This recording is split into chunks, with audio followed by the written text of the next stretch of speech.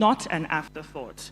To hear more about these regulatory data and the context of how the technicalities really work when it comes to climate, environment, sustainability, we are going to hear from our technical experts, the people who are working on this every single day. From the host community department of the NUPRC, please welcome Mrs. Emily Anyeze. She is an Assistant Director, Project Environmental Management Plan Administration. Please a round of applause until she gets to the stage.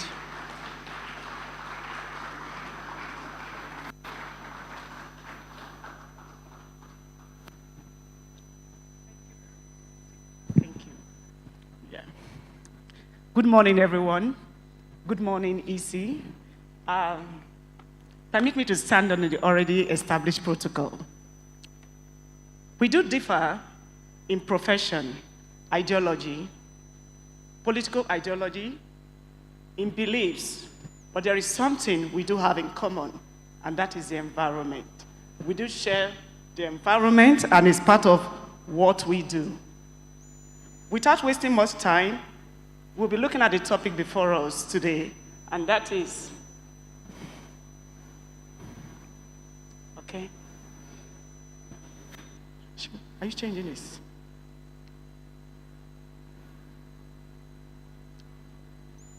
All right, while we're trying to get the technical part of it, the topic for this webinar is very simple. We align with the World Environment Day theme, which is urbanization and climate change, building resilient cities for a sustainable future. Why the Commission perspective to this would be advancing sustainability and climate action in the upstream oil and gas operations.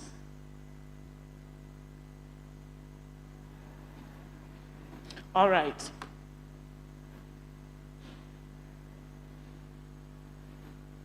It's not changing. Okay, thank you. All right, so the presentation outline is pretty clear, and we will be doing justice to this. Okay, thank you very much. Thank you. All right, so this is the presentation outline. The presentation outline for us is very clear. So we'll be looking at, so why are you changing for next slide, please? Can I take charge? Okay, yes. So the first, in 1972, United Nations General Assembly designated June 5 for the celebration of the World Environment Day. In 1973, the ever first World Environment Day was celebrated with the theme, with the slogan, "Only one Earth." No, that's not a slide. All right. In 1988, the need for rotational, thank you. The need for rotational hosting was emphasized. Why in 1992, at the Earth Summit, it was agreed that we need to reinforce sustainability development after the Earth Summit. In 2000, digital outreach was emphasized with the build of a dedicated website. Why in 2026, we will be looking at climate action with the hashtag #NowForClimate. About the World Environment Day. The World Environment Day is a global platform for environmental awareness, policy dialogue, and practical action. It simply does this, the 3 A's: awareness, action, and accountability. Why the 2026 focus is on urbanization and climate change, which require resilient cities, low carbon infrastructure, stronger emergency preparedness, and sustainable resource use. For the upstream petroleum sector, the World Environment Day is an opportunity to demonstrate environmental stewardship beyond compliance. The 2026 conversation connects climate risk, urban resilience, energy security, and sustainable development.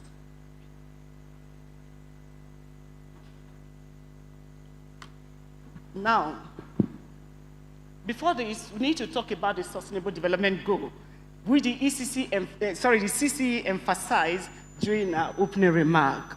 And she said She talked about the SDGs. But for us, we want to put a context to this. Before we talk about the particular SDG that speaks to this year's action, it would be nice for us to explain how we move from the MDGs to the SDGs.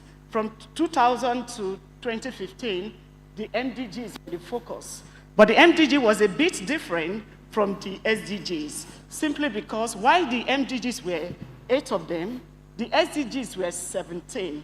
The MDGs focus on development, while the SDG is more robust and it is global, because it looks at people, planet, prosperity, and peace.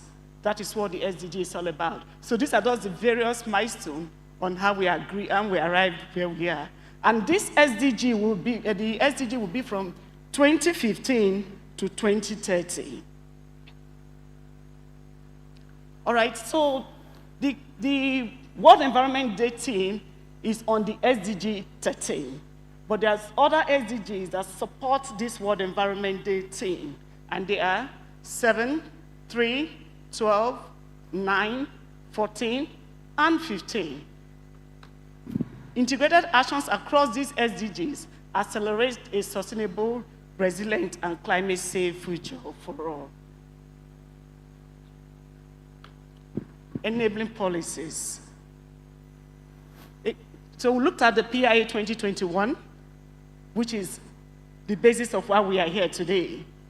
We look at the Climate Change Act 2021 also, the Nigerian Upstream Decommissioning and Abandonment Regulation 2022, Nigerian Upstream Petroleum Host Community Development Regulation 2022, Gas Flare, Venting and Methane Emission Regulation 2023, Upstream Petroleum Environmental Remediation Regulation 2024, Upstream Petroleum Safety Regulation 2024, and the environmental guidelines and standards for the petroleum industry in Nigeria. The EGASME sets environmental standards for petroleum operations, pollution control, and monitoring. Why climate matters for communities, ecosystem, and operations. The way the communities in the Niger Delta are set up, they are within what we call low-lying communities. They are exposed, the coastal exposure, they encounter extreme rainfall, degraded buffers, and operational exposure. But we need to emphasize something here. Sometimes these oil and gas operations are sited within the remote locations. But with encroachment and water view, we are looking at the socio-economic aspect of it, and that brings about prosperity. But with the prosperity comes with the challenges that we encounter. So the Niger Delta climate risk profile is defined by interaction of natural exposure, ecosystem degradation, and industrial concentration. Impact of upstream oil and gas setup. We're looking at operational disruption, infrastructure damage, pollution risk, community hardship, and cost escalation. Lesson learned. We need to build climate risk is a business continuity risk, an environmental risk, and a social stability risk. For us to be able to understand or put why we are emphasizing the need for us to build this risk in place, for those of us that have stayed in the industry, we'll remember the 2012 incident within the Niger Delta region. And nationally, about 7 million people were affected, 2 million people displaced, over 2.6 trillion naira estimated damages and losses. The Niger Delta states affected include Bayelsa, Rivers, Delta, Akwa Ibom, Cross River, and Edo State. And what did this tell us? The flood exposed the vulnerability of coastal and low-lying communities and reinforced the need for improved environmental planning and climate adaptation strategies. What we do in the Environment and Sustainability Division, HSC, what we simply do is manage sustainability. I like the definition that my colleague, Success Sikbe of Port Harcourt Regional Office gave, thank you, about sustainability.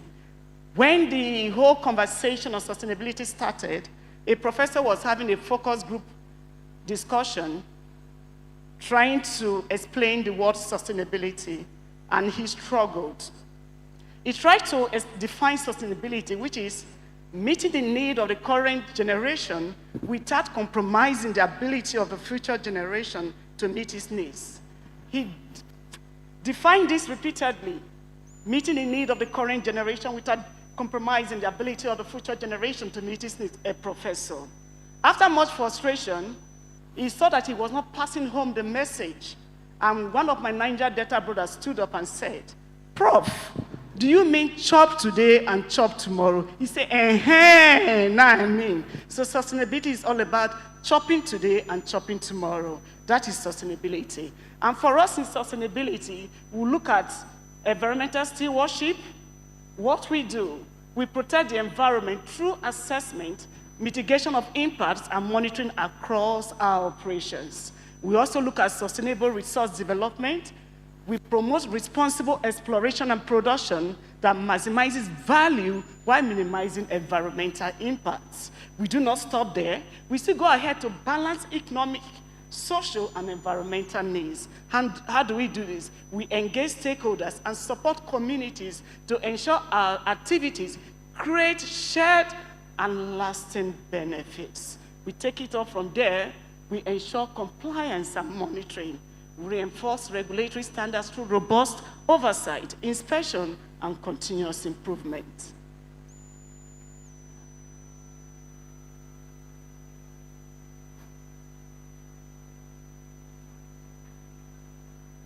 All right. So to further explain this sustainability thing, I have a slide here that looks at sustainability across the value chain.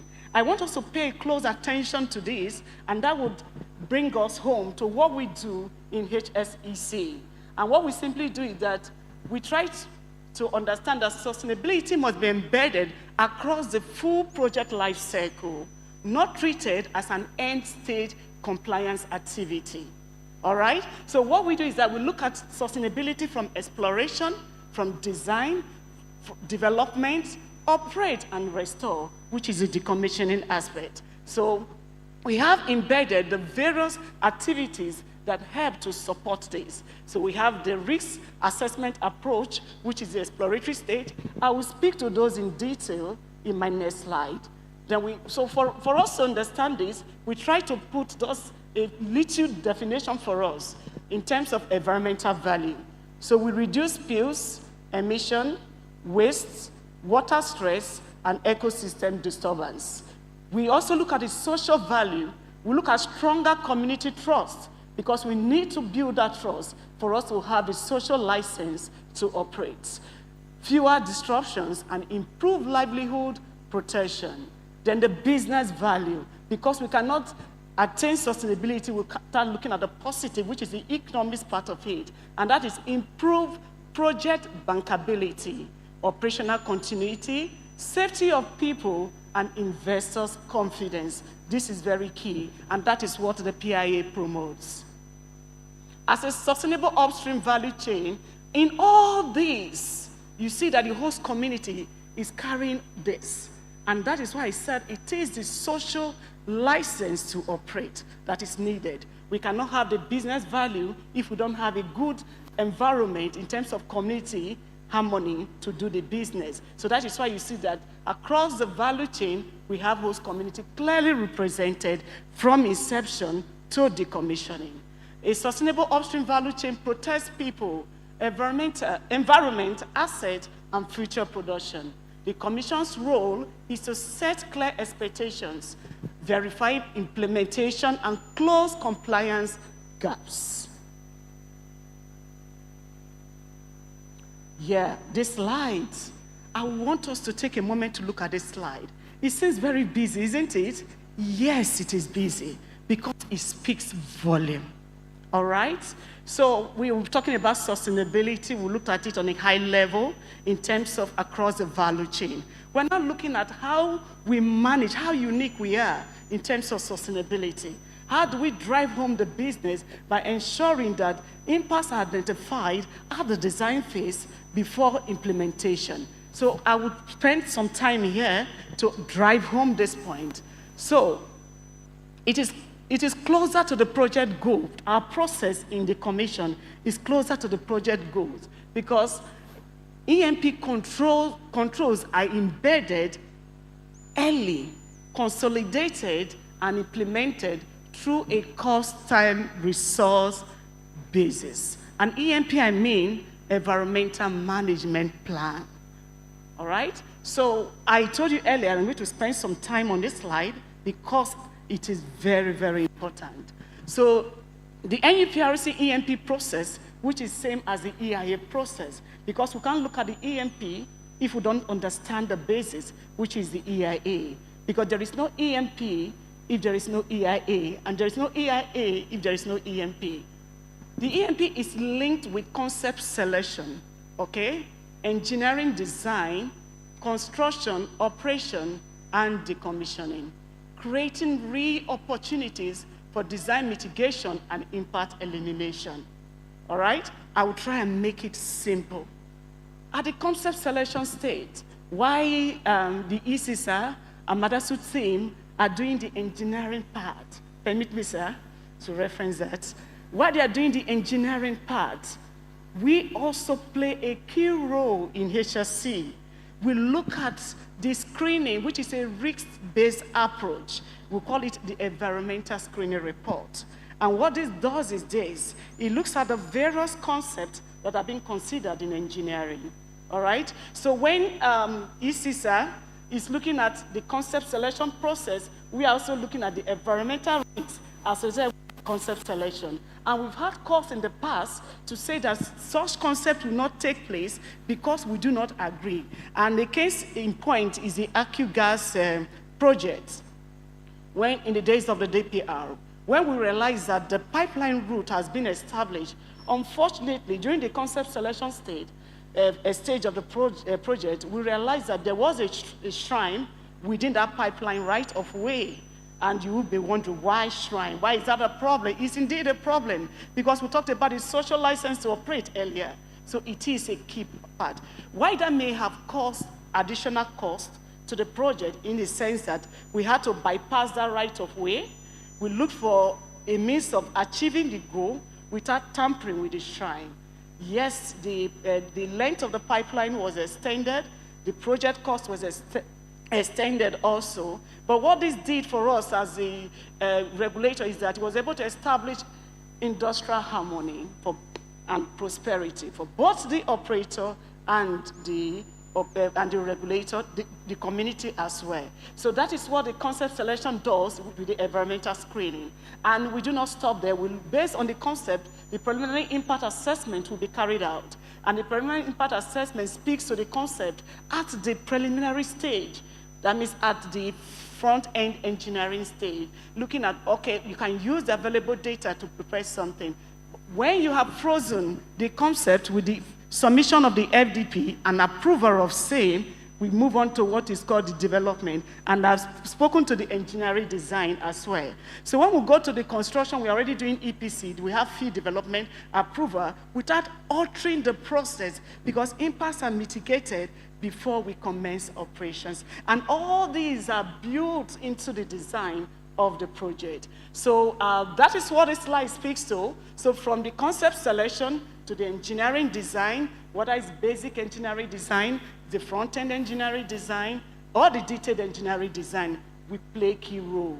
And we move on to the EPC project, construction, operations, and decommissioning, because the environment needs to be restored following the useful life of the project. So when we get to the end of the useful life of the project, we still build this in. And in all this, I may say, why it is the World Environment Day, there is a key aspect here, and that is the safety role in all this. The safety team also played, the safety branch, looked at the operational safety case. They look at the design, first of all, the operational and the decommissioning safety case. So we synergize and collaborate with the DMP and the relevant teams to achieve, we to ensure we achieve our aim. So the EMP embedded, I've spoken to that, and risk identification, design control, mitigation budget, monitoring, and close-out evidence. Continuous feedback loop prevents fragmentation, approvals, and duplicated environmental commitments. So design, mitigation, controls are introduced. Yes, I've said that. It is a consolidated process, and it is cost, time, resource, discipline. Before I look at the concluding aspect, I'm going to look at this aspect, which is a fragmented approach. I talked about the consolidated versus the fragmented. For the fragmented approach, what are the impacts? Environmental controls are treated as separate late-stage activity. Project concept. Project considered after key choices. Engineering design. Design mitigation opportunities missed. Construction and operation. Reactive controls. While we adopt proactive, reactive approach is being carried out here. Okay? Reactive controls and duplicated review, because we're doing what is called damage control. That at the decommissioning phase, the decommissioning plan disconnected from life cycle risk. Outcome, redesign, repeated reviews, and slower approvals. So we are closer to the goal, and when we are closer to the goal, we achieve a positive aim, and that is sustainable project delivery, predicted approvals, lower environmental risks, fewer redesign cycles, and efficient use of cost, time, resources. Next slide, please. NEPRC response. Policy initiative we've taken is on spill management and control. We're also looking at the spill aspects. Why it is not possible for us to eliminate spills, we try to put measures in place in terms of control. And what this does is this: irrespective of the quantity of the spill, we say in terms of the guidelines that all spills are reportable, but the outcome is what actually differs. So what this does is this: for every spill that takes place, immediately it occurs within 24 hours, it's expected that the operator notifies the commission of this incident, all right? So it does begin with containment, recovery if safe, isolate source where unsafe, conduct joint investigation visits within 24 hours. Then, that is true with the use of the Form A. Then we have what is called Form B. With the Form B, it is done within 2 weeks or 14 days.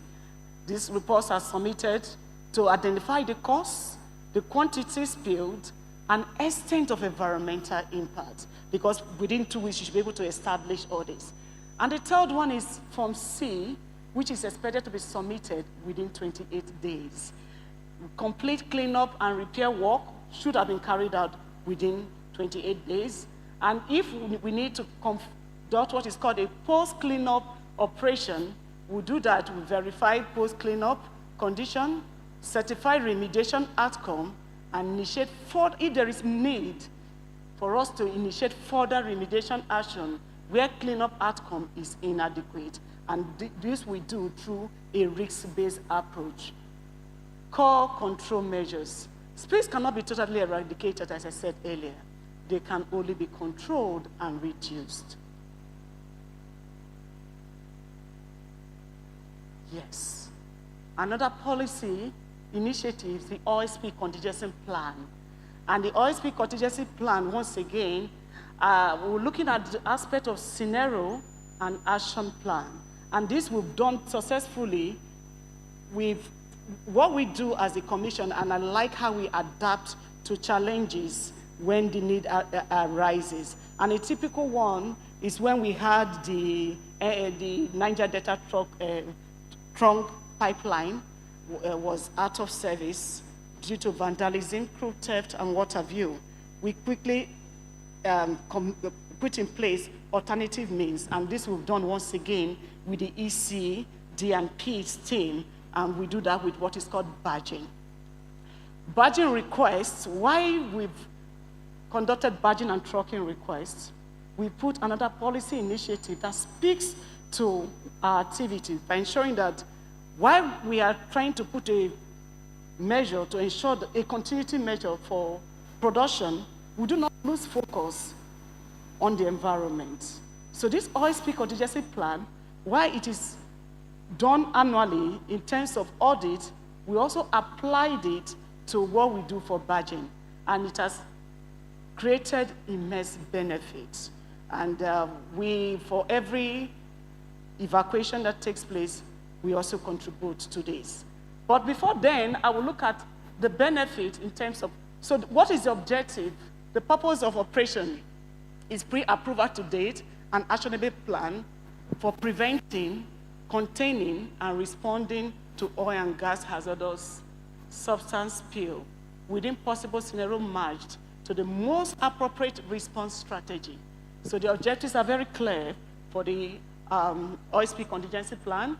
In line with the gas spill is to ensure that the environment is protected, also ensures that manpower, equipment, funds are available to effectively contain and clean up spills, and to ensure that good record keeping is maintained and accurate information concerning the spill is disseminated to the public and government. So we've tried to put this in terms of scenario base. You've seen the positives, which the objectives speak to, and the action base. And I've spoken to the benefit in terms of badging and trucking requests. So foundation for oil spill prevention and control, embedded prevention, preparedness, and response in HSE management system and operations philosophy. Another policy initiative, this is very, very key. Why this is key, the PIA, the authors of the PIA in their wisdom thought it through to put measure to cater for some incidents that are within or outside the purview of the operator. And what this does is just three objectives. The purpose is rehabilitation and maintenance of negative environmental impact resulting from upstream petroleum operations that are of undetermined origin, not attributable to the acts or omission of the operator, and not remedied by the operator responsible for the negative environmental impact. And the relevant regulation that speaks to this is the PIA section 103. So it provides framework for the establishment and administration of the ARF in line with section 102, and it's also source of funding for the rehabilitation and management of negative environmental impacts from upstream petroleum operations. So this also did not, the PIA also ensured that while it speaks to new licenses to have this in place, it also catered for the existing licenses in the form of OPL and OML. Okay? So you see that we have the OML, still captures this, and we've made remarkable effort with the ER and SP. So thank you, sir, for your support.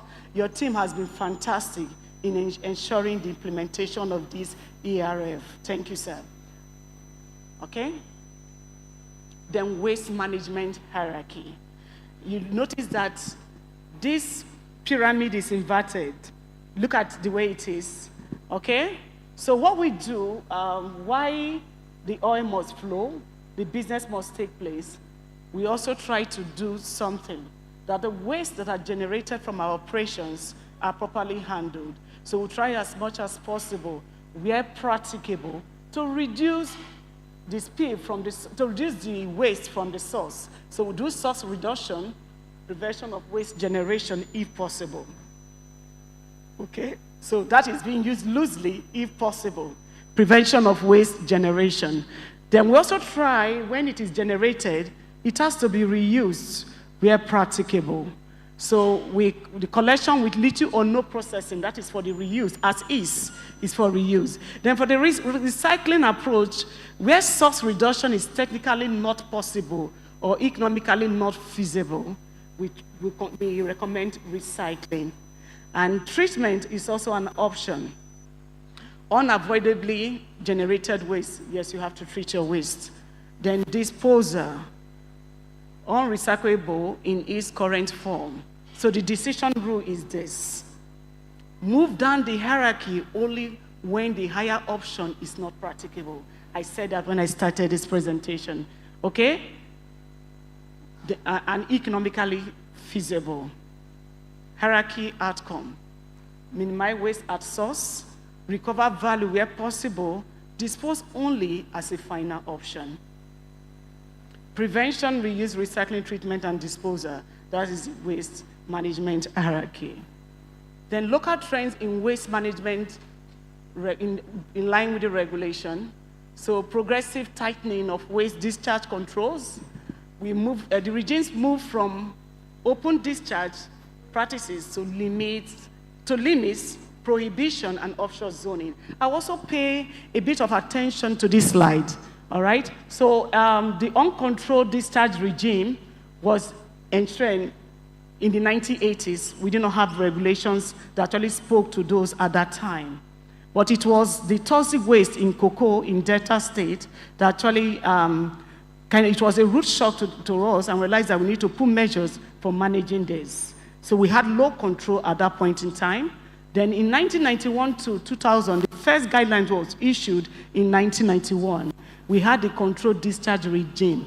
In 2000, we moved from the control to zero discharge regime. Then current practice of discharges include zone-based offshore zone. That means when you are within 200 feet water depth and 12 nautical miles, you do this. We also ensure that re-injection where practicable. We use a pipeline corridor and badging. You see the PDDC is in red. Why this seems to be a non-compliance, but we put this in place to ensure that oil and gas operations are not interrupted. We make sure that whether you are within the shallow waters or not, discharges are permitted. Next slide, please. Okay, so the monitoring. So these are the measures to put in place: inventory and planning, operations and control, assurance and reporting, waste management plan tracking, and what have you. So waste inventory facility registration, we do this through approved contractors and compliance reporting. We also try to do this on an annual basis. Next slide. At this point, I welcome my colleague, Mohamed Ilo, to continue from here.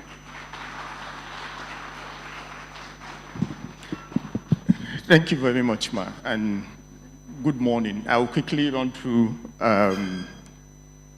next slide, please.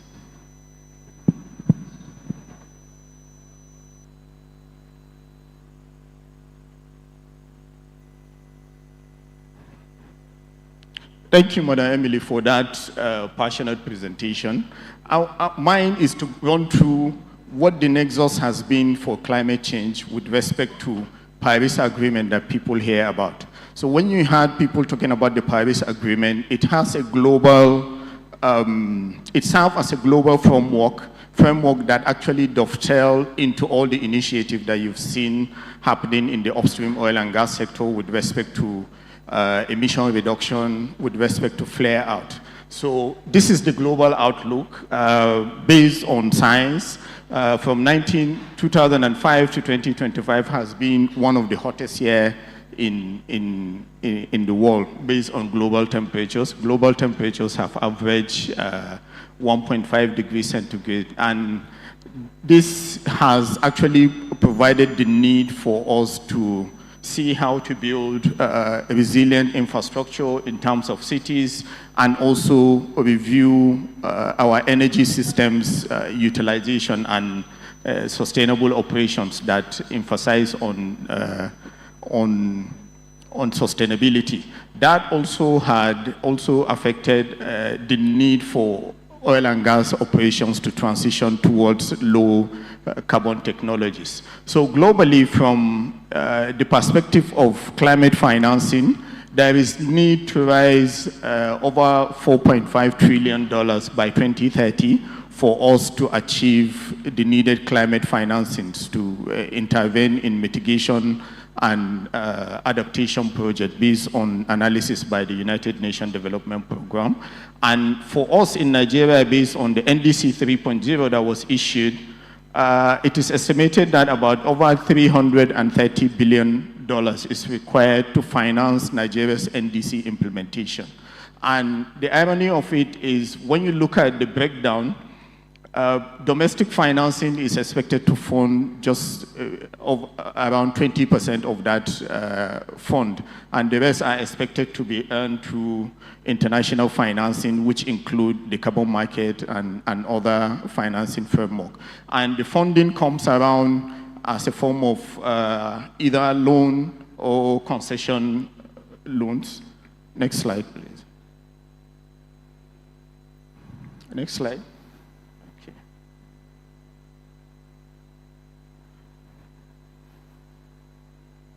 Okay, so the Paris Agreement basically, essentially, is one of the central mechanisms that aim to achieve the global climate change goals of reducing maintaining global temperatures to well below 2.0 in terms of global warming.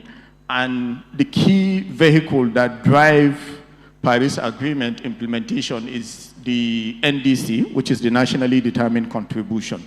The NDCs serve as a central role where, under the Paris Agreement framework, countries develop climate change and mitigation and adaptation programs where they submit to the UNFCCC, and that serves as their key vehicle in terms of abatement, emission reduction, and also climate action as a country. And the NDC primarily works in a 5-year cycle where you identify what your circumstances are and define what you can mitigate at your own pace. And based on that, you start developing strategies to abate your emission reduction. It also have an accountability mechanism to the enhanced transparency framework where companies are expected to report their progress with respect to climate change action and ensure transparent reporting. So we will see how this ties into the programs that the Commission does as we progress. There is also expert reviews that are carried out to ensure that climate action is achieved. Next slide. Okay, so for Nigeria, we had done 3 cycles of NDCs, which is the key climate commitment that shows what a country intends to do and how they intend to achieve it and what are their challenges and how they can equally achieve emission reduction. So for Nigeria, and specifically for the upstream oil and gas sector, one of the key challenges that have been mentioned in the speech by the CCE is elimination of routine gas flaring and also reduction in fugitive methane emission by 2035 for the oil and gas sector. And that presents a significant potential in terms of emission reduction. So when you look at the slide here, you can see we can do from flaring mitigation potential of about 2 million metric tons per year, and for fugitive emission, 27 million metric tons per year. And for the energy sector, which the oil and gas belong to, is one of the major contributors to emissions. So it's essential that the energy sector drive national emission reduction in terms of NDC implementation, and that is why the focus on oil and gas, especially with respect to routine gas flaring. Next slide. So while we have the NDC doesn't need structured approach in terms of implementation. The NDC speaks to the global country climate action. So we require internal policies and strategies that can help us catalyze the implementation and actualization of those NDC's commitment. That led to the pronouncement of net zero by 2060 as part of Nigeria's commitment. And the net zero is basically saying you're netting off your emissions to with removals. And then we have the Nigeria long-term low emission reduction strategies that is developed by the NCCC in synergy with national stakeholders, and the Nigerian Energy Transition Plan. And also, to cap it out, I did talk about the need for climate financing. The carbon market activation framework is also supposed to serve as one of the policy enablers. And recently, the Nigeria Net Zero Investment Plan was also issued. So this is all tailored towards ensuring private sector financing and also attracting international funding to meet our climate financing need. Next slide. So for NUPRC, we did talk about key mitigation targets as it relates to oil and gas. One of those is the gas flare out and fugitive methane emission. This focus on the efforts that have been in place with respect to methane abatement. And you can see right from 2012, there is a provision in the IGASPIN under the gaseous point source emission monitoring that requires the need for operating companies to quantify and report their greenhouse gas emission, which include methane. And then in 2015, the first NDC, which was regarded as the INDC, that is the Intentionally National Determined Contribution, was methane emission reduction were based on flare abatement. And from that was when the Paris Agreement was sanctioned and ratified by Nigeria. We had the opportunity to come up with the initiative of the Nigerian gas flare commercialization that bring about the first regulation with respect to gas flare regulation and supported the NGFCP program. And in 2019, we had the sectoral action plan, National Action Plan for Short-Lived Climate Pollutant, which also include methane, and it also defines some baseline parameters that help us in adding methane emission reduction target in 2021. And then in 2020, we issued the guideline for the management of fugitive methane and greenhouse gases in the oil and gas sector. So that guideline was the first, made Nigeria become the first country in sub-Saharan Africa to adopt a policy targeted as methane emission reduction. And that had come with a lot of benefits and also international support. And it also placed Nigeria at a very good light in terms of our efforts and commitment to climate action. Next slide. So with respect to the flare, Nkechi had actually given us some insight on where we were before, where we're flaring about 90% of our associated gas produced and coming down to under 8%, 8% of what we produce. And these are some of the significant progress that have been made. I think worthy of mention is the NGFCP, where 49 flare sites were awarded, and I think some of the companies have already commenced project concept and project engineering for actualization of the NGFC program. Next slide.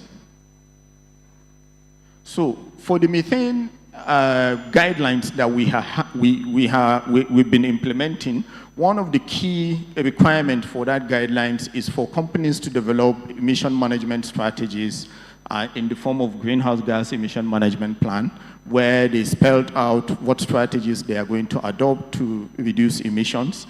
And on that basis, we've made this progress.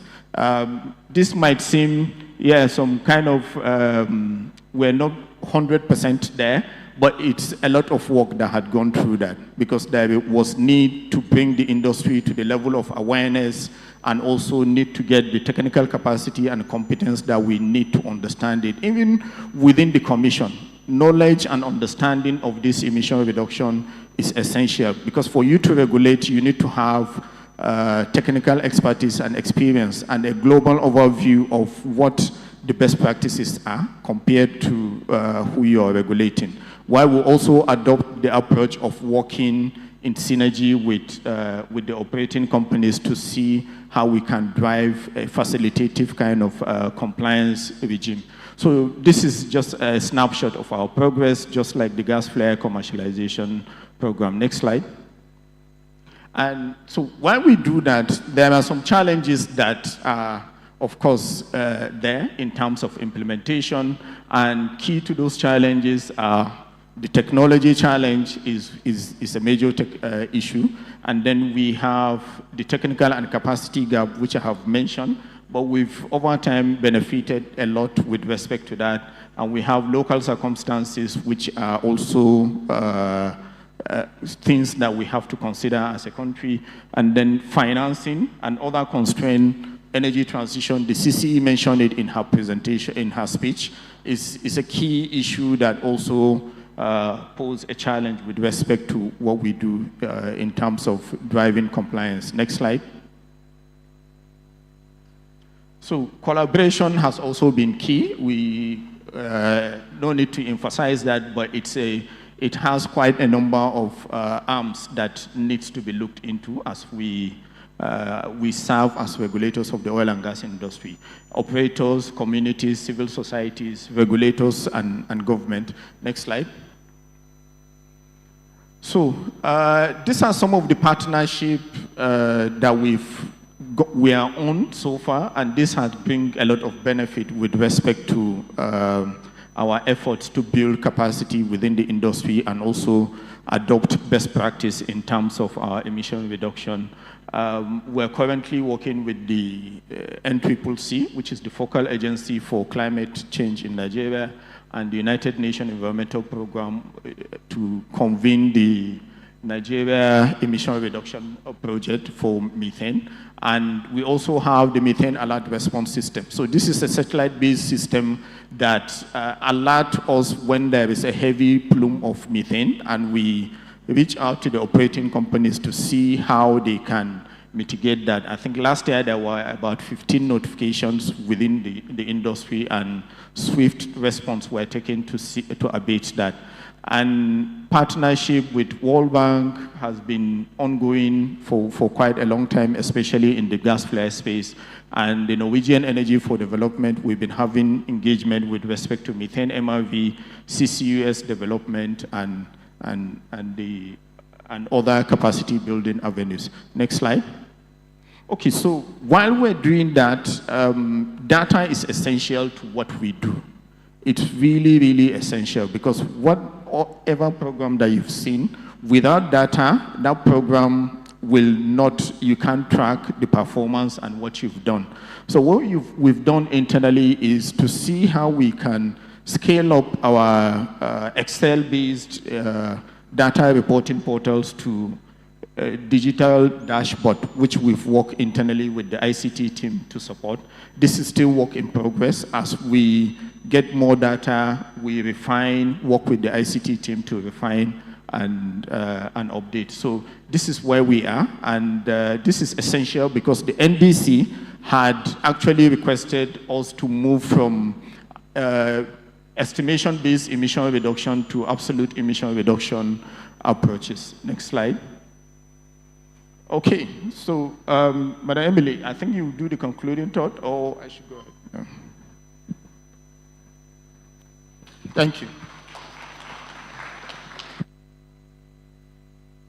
Right, thank you very much, Mr. Ilo. Our concluding thoughts, we did tell you that we need to stress collaboration. We need to ensure that our data is actionable. And while we do that, sustainability and climate change are now central to upstream petroleum competitiveness. Project approval and social license to operate. So what we plan to do is that we've looked at all it entails in terms of sustainability. We need to move beyond compliance. Environmental studies, through relevant environmental studies, make data actionable, then deliver collectively.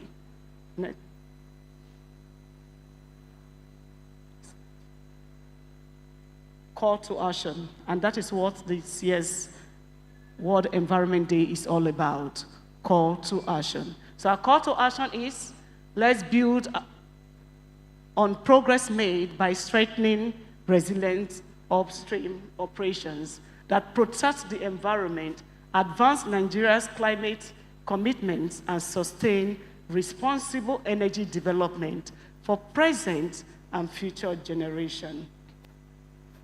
Protecting the environment is not a cost to development. It is an investment in the future. And if you think the economy is more important than the environment, try holding your breath while counting your money. With this, we say a very big thank you to you.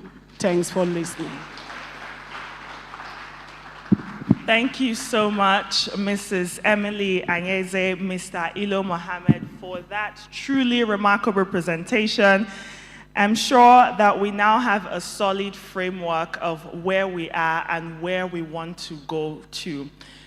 And now, just an announcement to our audience online. Please, if you have any questions for our technical experts, please drop them in the comment section. We are collating questions, and you'll have the opportunity to hear the answers to your questions a little bit later.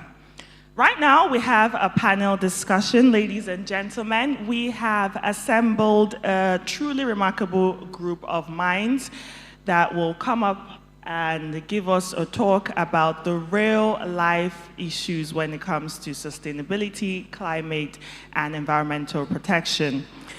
The panel discussion is titled Multi-Stakeholder Perspectives on Climate Action in Upstream Oil and Gas. And to steer that ship, we have the Director, Environment and Sustainability at the HSCE Department of the NUPRC, Mr. Abdul Afiz Balogun.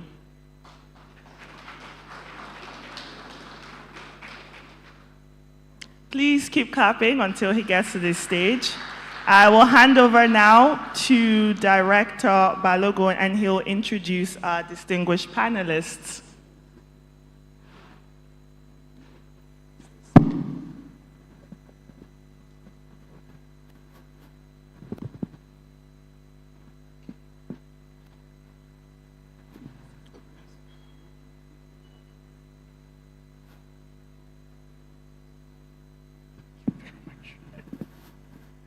All right, so I will introduce the panelists.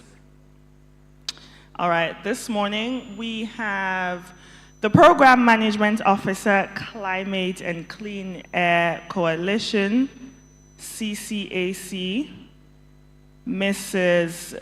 Catalina Echeverry.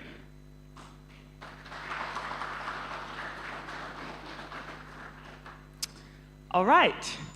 We also have joining us Mrs. Ejiro Fondu, who is Director of Host Communities at the NUPRC. Also joining the panel, Engineer Anyao Janice, Deputy Director for Gas, Petroleum Operations and Gas Business Optimization. We're also going to have two technical experts to join us on the stage, Mrs. Emily and Mr. Mohammed.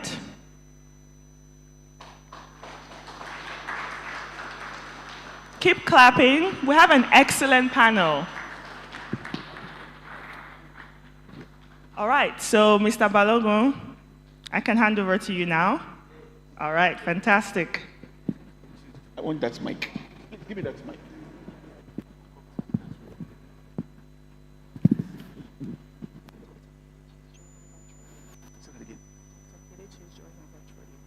Okay.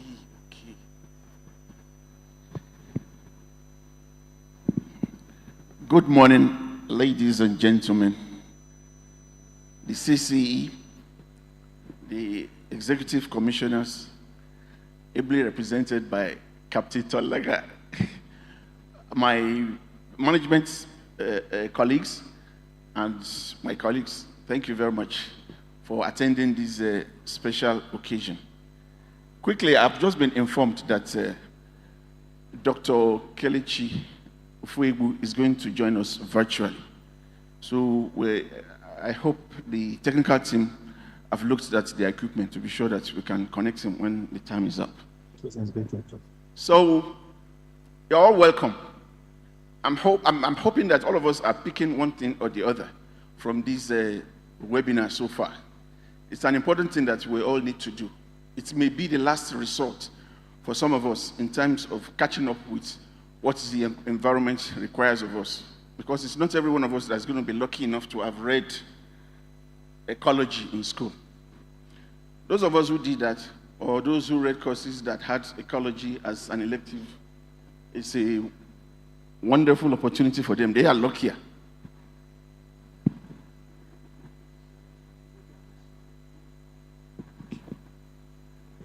Excuse me, my attention has been drawn to two other people. I'll bring out their names and introduce them quickly.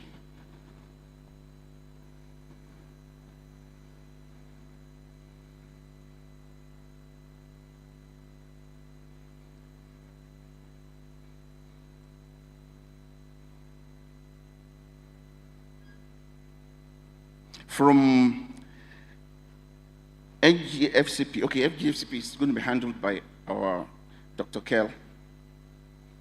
Multiple Development Consult Limited is giving us a personality. Oh, the name is not stated here, I'm sorry. This one, okay, yeah, just behind me here. Okay, Dr. Eugene Itua, the CEO of Natural Eco Capital. Then we have a round of applause for him, please. Thank you. Then we have Engineer Abiagom Ezioku. He's the head of GHG, CO, and management from Renaissance Africa Energy Company. That's it. Thank you very much.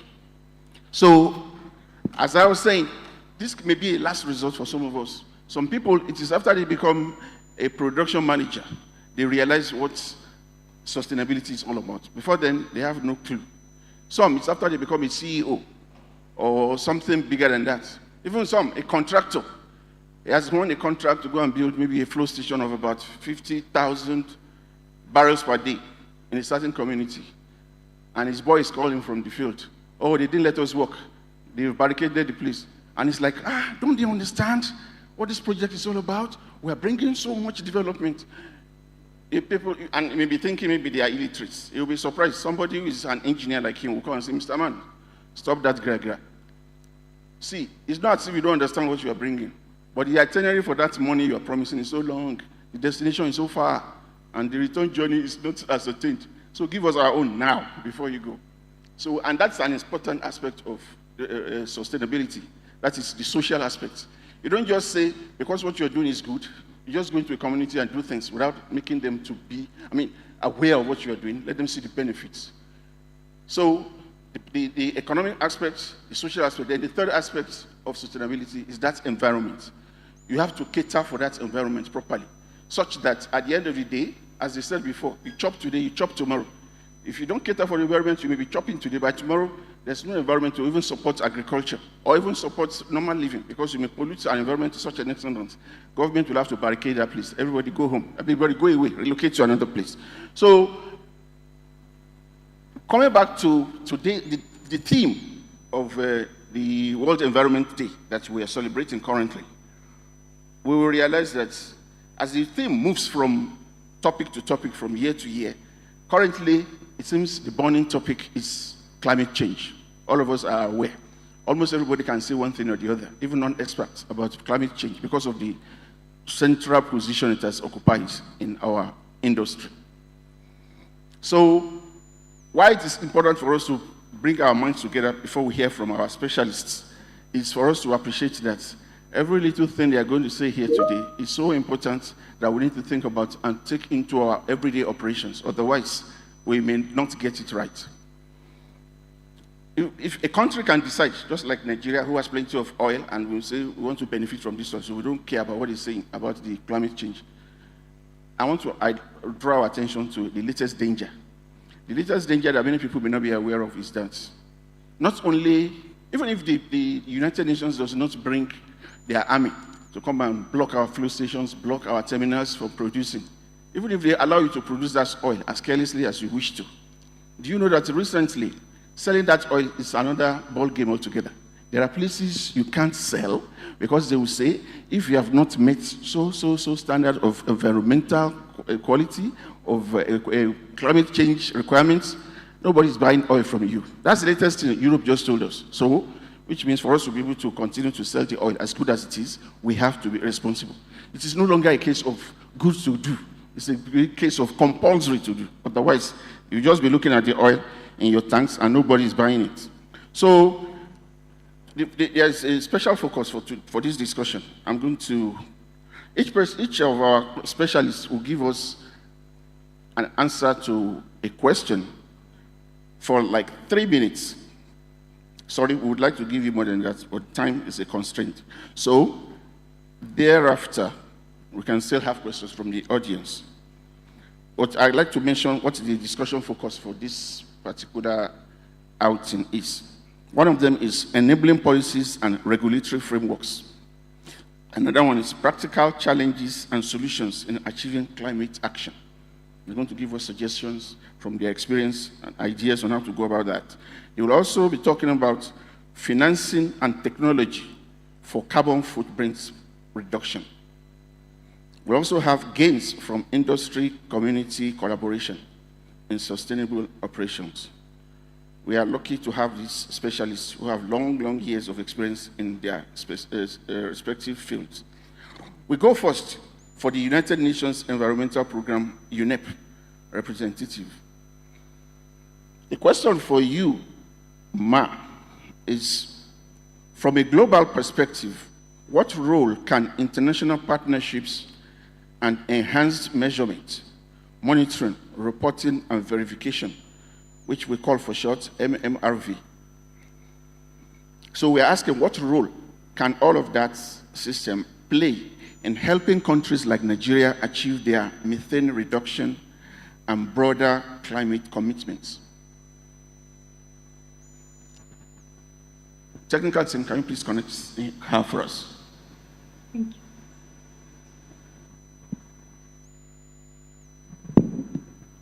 Thank you for the question. This is Catalina. May I come in? Go ahead, please. Go ahead. Thank you. Thank you.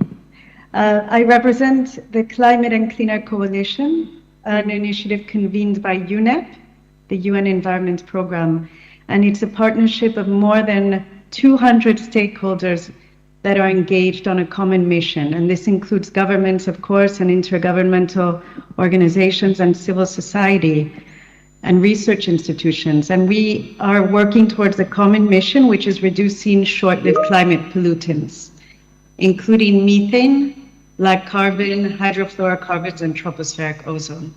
Of course, methane sits at the heart of this agenda, as it is one of the most powerful short-lived climate pollutants, and reducing methane emissions is one of the fastest ways to slow warming in the near future. This is particularly relevant to the upstream oil and gas sector that is a focus of today's webinar. And the good news is that many methane reduction solutions are already available, proven and cost effective, as highlighted in Nigeria's methane abatement journey. Technologies for leak detection and repair, improved monitoring systems, operational best practices, and measures to eliminate routine venting and flaring are increasingly accessible and being deployed around the world. We are seeing countries like Nigeria moving beyond commitments toward implementation with stronger policies, better emissions data, improved measurement and reporting systems, technological innovation and enhanced cooperation are helping to make methane reduction a practical reality. But the challenge for us today is no longer whether the solutions exist, because the science is clear and the technologies are available and the economic case is there and is very compelling. But the challenge is scaling action. And how do we accelerate implementation quickly enough to achieve meaningful climate benefits? How do we strengthen institutions so that methane reduction becomes embedded in routine business practice? How do we mobilize investment, build technical capacity, and create the regulatory frameworks needed to sustain progress over the long term? These questions underscore the importance of multi-stakeholder collaboration. And as we've seen, governments play a critical role in setting policy direction, establishing regulatory certainty, and creating enabling environments for investments. Regulators such as NUPRC are central, as we know, to driving accountability and ensuring that methane reduction objectives are translated into measurable outcomes. And we know that industry as well brings innovation, operational expertise, and the capacity to implement solutions at scale.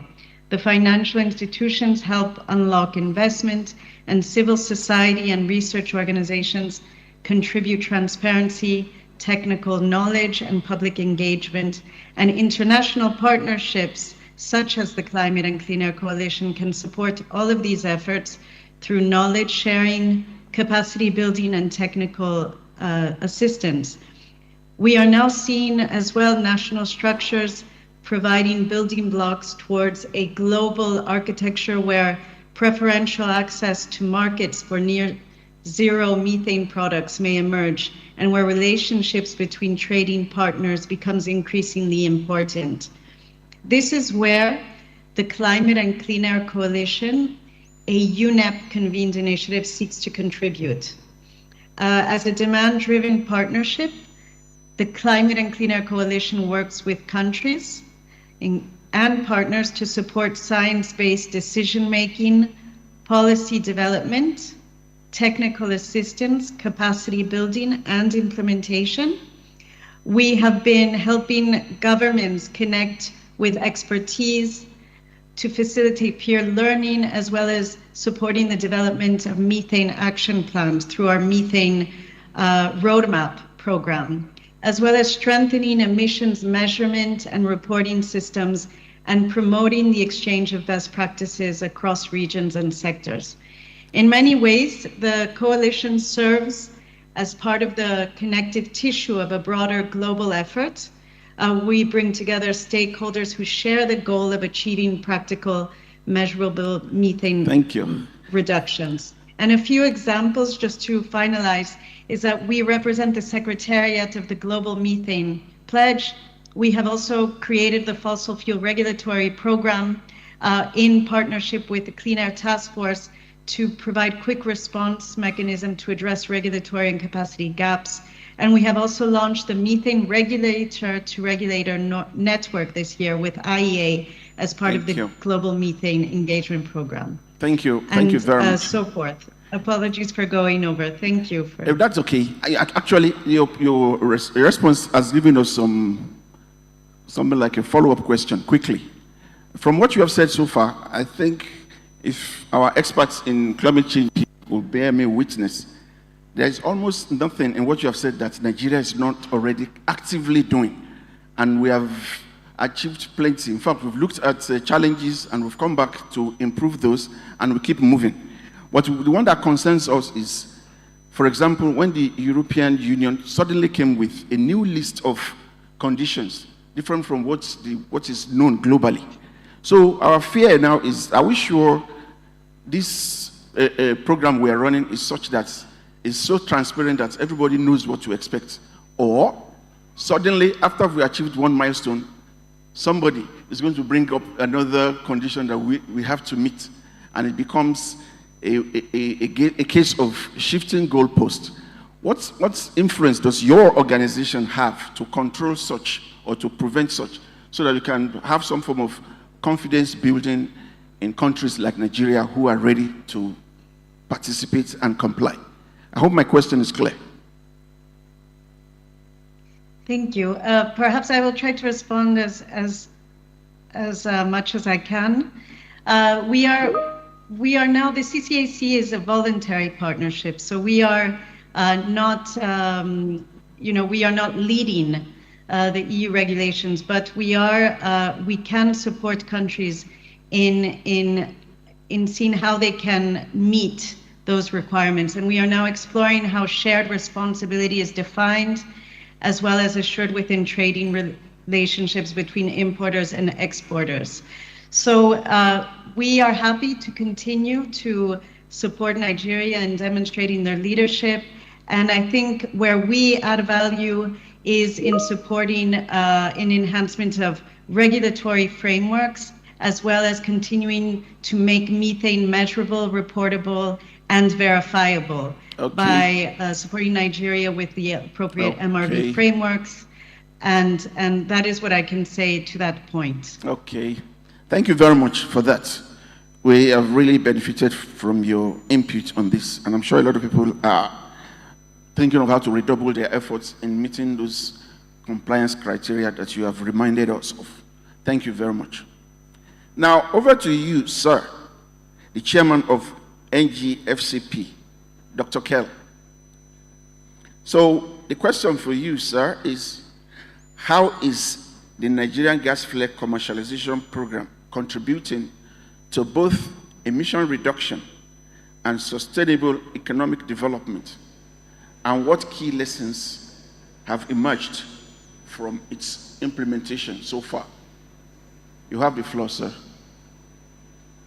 Very much, and I hope I can be clearly heard. Forgive me, I'm in transit, so I hope that I'm audible enough. But let's talk about the relationship between decarbonization and the environment. Decarbonization is at the heart of the climate action agenda, as well as, of course, of the environment agenda. And Nigeria has signed up to all of the obligations, whether local, national, and international, starting from the nationally determined contributions to the methane pledge, to the Paris Agreement, of course, to the World Bank flare-out obligation, and of course, timelines as well. I'm sure that one or two speakers would have covered that in the course of their presentation. Can you hear me? Yes, very well. Okay. So, of course, our mandate was clear as far as decarbonization in the upstream petroleum operations was concerned. You need to produce smarter, cleaner, and more efficiently. And as far as gas production is also concerned, that every molecule that is produced efficiently and represents value to the nation, to industry, and to people in their respective homes.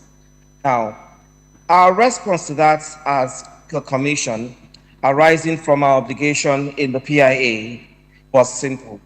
We had two core mandates: ensure that routine flaring is ended, and also ensure that every molecule of gas is monetized, is commercialized for the benefit of the Nigerian people.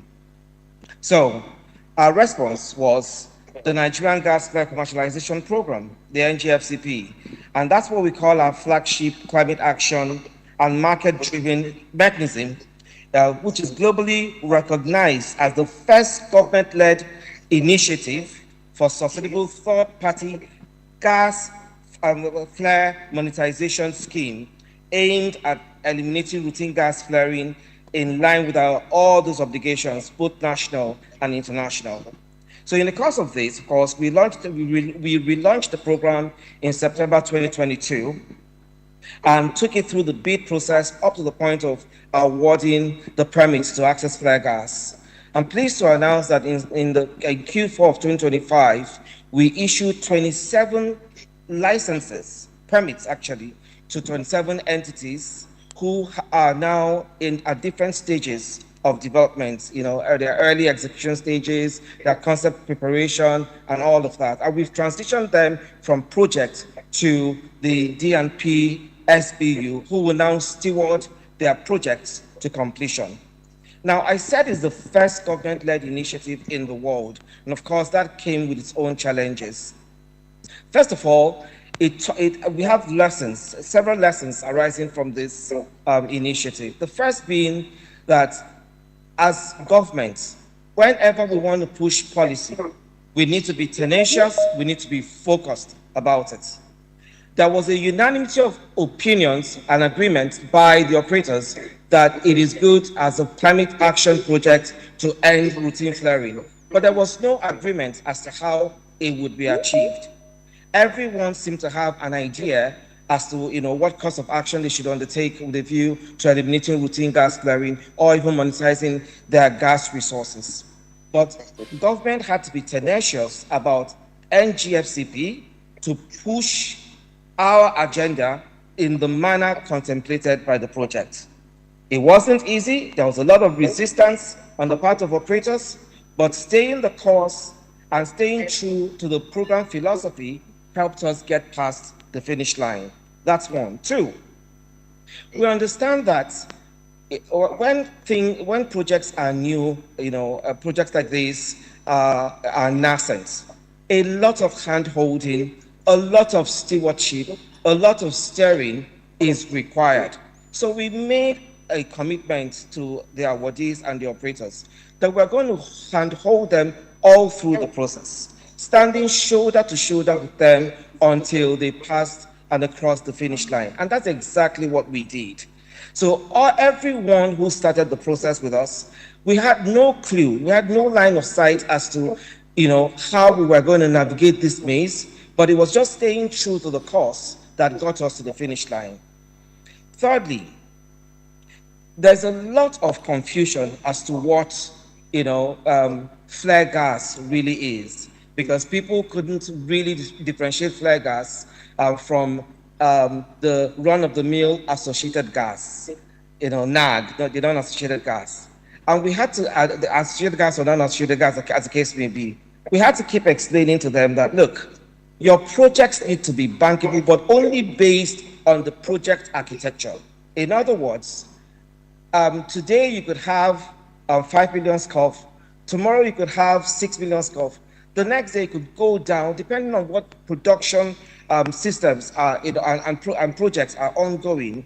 So you'd have to be ready, and your solutions have to be tailored, along the lines of the flexibility and adaptability to the realities of the project and of your systems. So that's one more lesson that we learned in the course of this project. Okay, that people now have a better understanding of the flare gas regime, and so the solutions that they are tailoring to access flare gas and to convert waste to wealth, flare to fuel, and of course emissions to economic value has now improved, and that's why we expect an overall better delivery as stewarded by DMP. Okay. Thank you.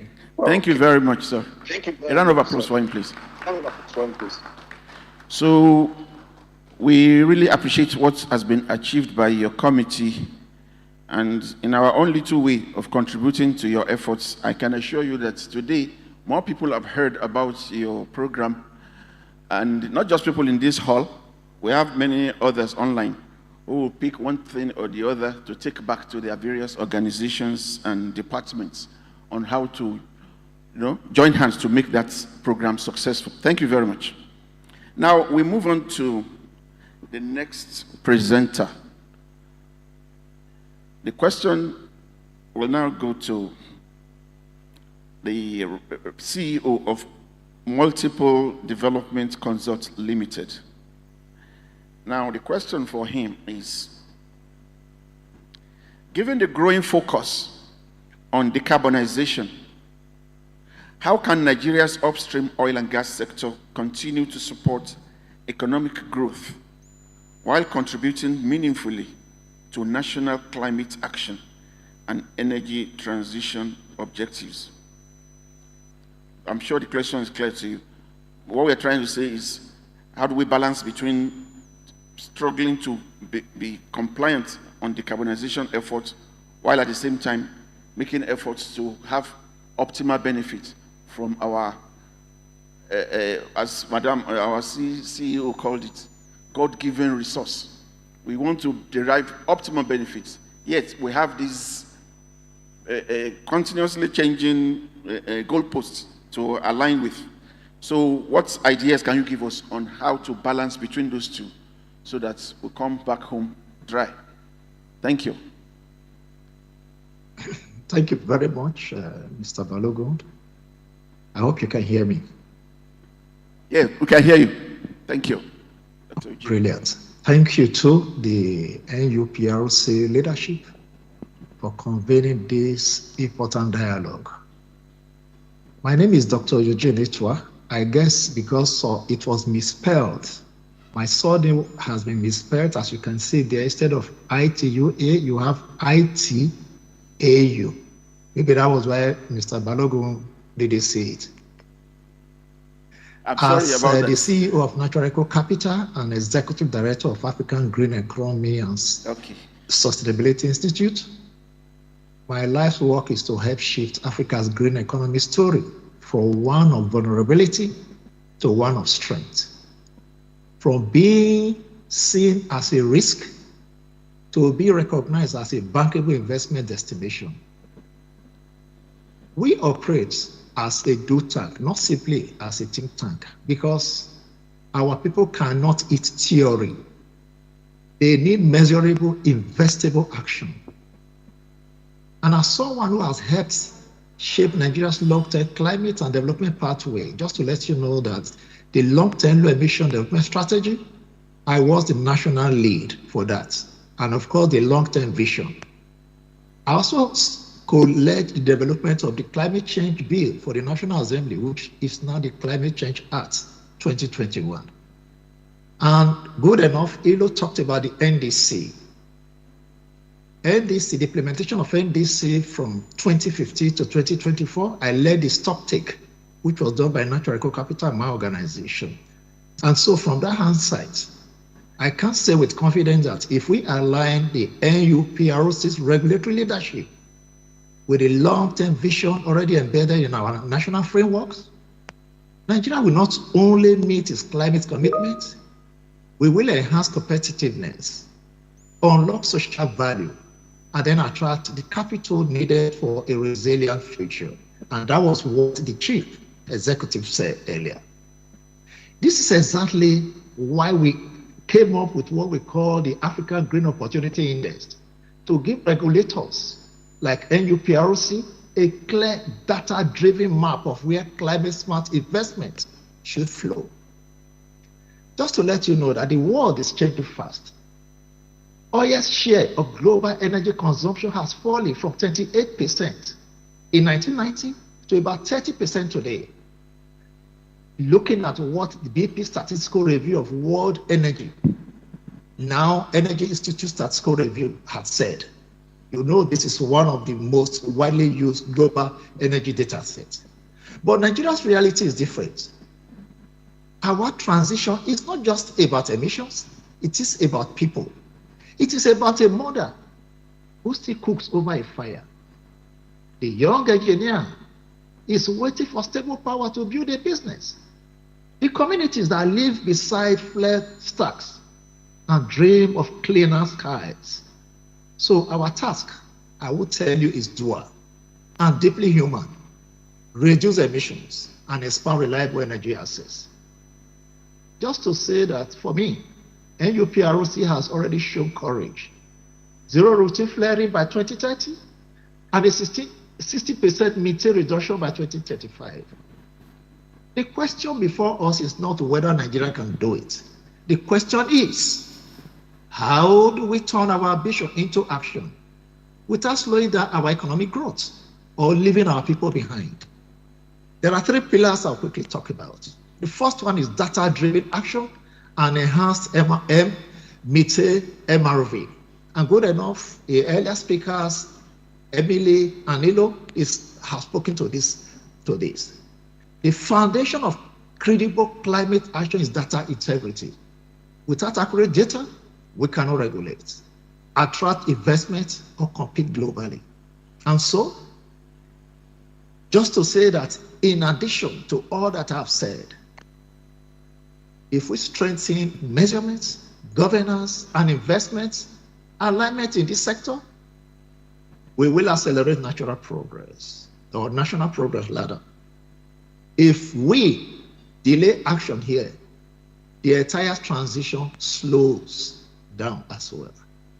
That is why the work you guys are doing is not just regulatory, it is a nation-shaping action. So in other words, for instance, you're giving a directive to move operators from IPCC Tier 1 estimate to Tier 3 measurements based reporting by 2027. That is a landmark decision. It tells the world that Nigeria is ready to play at the highest level. And good enough, your earlier intervention had brought out those realities. But some of the realities we want to recognize are the brownfield asset that we have, aging infrastructure, high cost of advanced sensors. I think this is why the CCAC, UNEP, and SDN methane quantification initiative is so important. I see it as already shaping Nigeria from estimate to real measurement. And I do believe satellite, sensors, and advanced analytics are being used. Now we must scale this pilot. We must scale. And good enough, like I've said earlier, we are building what we call African Green Opportunity Index to help all of you. This tool will help, for instance, NUPRC, de-risk investment, and embed MROV requirements directly into field development from day one. Another thing is climate action as a catalyst or as an economic catalyst. We must stop treating climate action as a cost. It is indeed an economic opportunity. The Nigeria gas flare commercialization program shows what is possible when we get it right. Eliminate tons of carbon annually, attract investment, billions of investment, at least $2 billion of investment, and then create more than 100,000 jobs, generate nearly 3 gigawatts of power. This is what it means to turn waste into wealth. Good enough, Emily spoke about. Thank you very much. But the opportunity is bigger. We have natural capital. For instance, Natural Capital Forum is ongoing now in Bangkok. And just to let you know that Africa's natural capital is worth $1.4 trillion every year. This is not a burden. It is the greatest economic asset we've got. Through CCUS. Thank you very much. Good enough. This has been talked about earlier. And then the last pillar I quickly want to talk about is the just transition through governance. Okay, let's have it. And community alignment. And so I think if we have all of this in place, certainly, my brother, we will scale. We will bridge the gap. No one will be left behind. Thank you. Thank you so much. Dr. Eugene Itua, thank you so much. We see you are so passionate about what you do, and we are also appreciative that you too appreciate what the NUPRC has been doing and is doing, and the trust you have in us that you hope we are going to continue. Yes, that's exactly what we will do, because we have made up our minds that that oil, we must produce it. So whatever it takes for us to be able to produce and sell it and make good fortune from it, we will do. So we have an established system for managing environmental matters. That is not a problem. Thank you very much once again, Dr. Eugene. I'm sorry about not recognizing your company. If I quickly, I didn't know that was the name of your company. That's why I didn't call your name alongside with it. A round of applause, please, for Dr. Eugene Itua. Now we move on to the next discussant from Renaissance Africa Energy. So, and he's going to, the question for him is, based on your operational experience, and you have plenty, because that's the new shell, what sustainability and decarbonization initiatives have delivered the greatest impacts thus far? And what practical actions can the regulator and industry jointly undertake to strengthen compliance, address implementation challenges, and advance sustainability and climate action in the upstream sector, in which you are a veteran? Thank you very much. You have the floor. Engineer Abiagom Ezioku.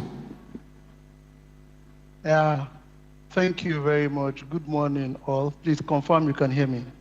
Loud and clear. Yeah, thanks for that question. And I'll start by talking about what the vision of Renaissance Africa Energy Company is. Our vision is to be Africa's leading energy company, enabling energy security and industrialization in a sustainable manner. Like a lot of speakers have said, you can't gain traction if you don't have measurement. So I'd like to just mention that in Renaissance Africa Energy Company, all our facilities have measurement devices that measure our flare emission and also our fuel gas emission on a daily basis, and these numbers are assured daily and on a monthly basis. The first thing that we do in emissions management in Renaissance Africa Energy Company is that on an annual basis, we carry out what is called the annual business plan. And the business plan is just to check where we are, what regulations we need to comply by, and what promises has been made so that we can set annual targets on this. Now, as we set the annual targets on a monthly, weekly basis, quarterly basis, we check our performance against those targets. Now, when we are setting the targets, we try to look out for opportunities to reduce emission, both in flaring, in the energy efficiency space, by incorporating maintenance best practices, and also in methane reduction space, where maintenance are carried out on flare tips, because methane sources can come out from flaring, from combustion, and from leaking, fugitive and venting. Another thing we do that has been spoken about clearly is that we align with national and global best practices. A lot has been said about the NGFCP, and Renaissance is fully aligned on the NGFCP because the NGFCP is going to provide a lot of opportunities in routine gas reduction and also in employment, because we're going to give power to players who will help to industrialize the nation by the projects they are doing. I'd like to also mention that Q1 this year, Renaissance and the Commission had a workshop in Lagos with Jabi partners, and that workshop is what is making us to move on together. Like the leader of the NSP have said, that we're holding hands, shoulder to shoulder, to get to finish line. Internally in Renaissance, we have a steering committee that is working with the vendors, and these vendors have all visited sites. Some vendors have even started clearing sites. We're working together with the vendors to understand their progress, and any escalation goes to the NGFCP. Again, the importance of methane in global emission tackling cannot be overemphasized. To get to the Paris Agreement desired goal of 1.5 degrees Celsius, we need to ensure that we tackle methane. And Renaissance, again, like I said, we are aligned to what the Commission is doing. The NDC requirement of 60% reduction by 2025, we're working it. Again, happy to announce that Renaissance have joined the Oil and Gas Methane Partnership. The earlier speaker, Mr. Balogun, talked about market access. And the only way you can have market access is to show traction in your tracking of your methane emissions, your reporting, and your verification for methane. Again, the OGMP 2.0 will provide Renaissance with the opportunity to work with experts in the knowledge of methane management, such that you'll be able to carry out your source emission measurement timely, carry out your site emissions measurement, do the reconciliation, and incorporate new emission factors into your system. And from there, you now plan to tackle your methane emission to zero, to as low as reasonably practicable. The last thing I'd like to talk about is our operational practices and innovation that has happened in Renaissance, despite the short time we have existed. Apart from routine flaring, there's a dedicated team in Renaissance that ensures that our operational flaring is also reduced. We have targets that will take us to best in class in compression system availability, such that your compression system does not trip. But machines will trip. But as a learning organization, any trip is cascaded inside the organization such that the learnings is embedded and we avoid repeat trips. The system is also making local technicians to be able to manage compressor issues. And in our project space, the project delivery is such that there is also abatement embedded in project. the number of flanges counts are reduced so that I don't have fugitive methanes coming out. And also we're leveraging on using solar to run well-lit panels in Renaissance. Lastly, in the innovation space, happy to announce to the House that in April this year, I don't know, maybe some people already know, Renaissance now commissioned 5 EV charging stations in our industrial area. This was the brainchild of some young people, and a lot of people are tied into it. They're encouraging people to go and buy EV cars. The charging is currently free. I'd like to end this discussion by saying that if we don't do anything, the effect of climate change will be with us. We're doing a lot so that, because nature itself does not argue. Nature will show itself by telling you, by giving you the heat stress, the drought, and also nature just shows itself, so that we have to work with nature so that we can manage our climate and environment better. Okay. Thank you very much. Thank you so much. We really appreciate that. Up to the extent that you are not just maintaining the ideology in the workplace, you're actually taking it home to each of your staff, encouraging them to buy EVs as their alternative to petroleum use. That's very good. We hope you also give them extra allowances to be able to do that. Thank you. So we've learned a lot of things from what you have said, but what I can say personally is that while instead of giving us just one thing that is special that you have done, what you have been able to confirm to us is that almost everything you need to do, you have been doing well. All those aspects are the special areas that you can say have helped you in achieving your stated goals. Thank you so much. We appreciate that. Engineer Abiagom. A round of applause for him, please. So we move on. We're coming back closer home now. And that makes me excited, because our directors that have been working assiduously to support the oil and gas are now being told to let us know what they have achieved.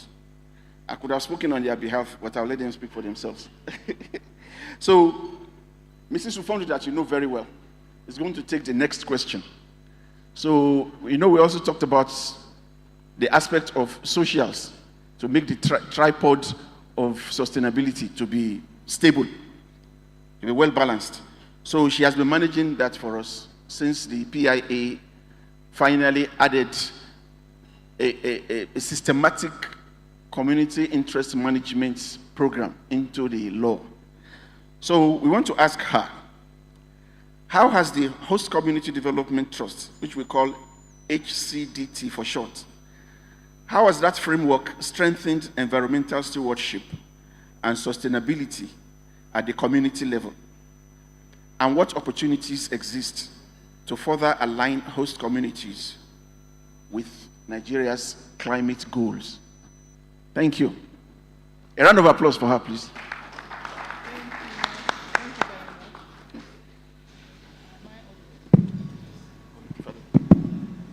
Thank you very much. Okay. Okay, so with the PIA, we have the objectives that was given to us by, am I audible? Yes. I am. You can okay. hear. Okay, so the one of the important objectives of the host provisions of the PIA is sustainable peace.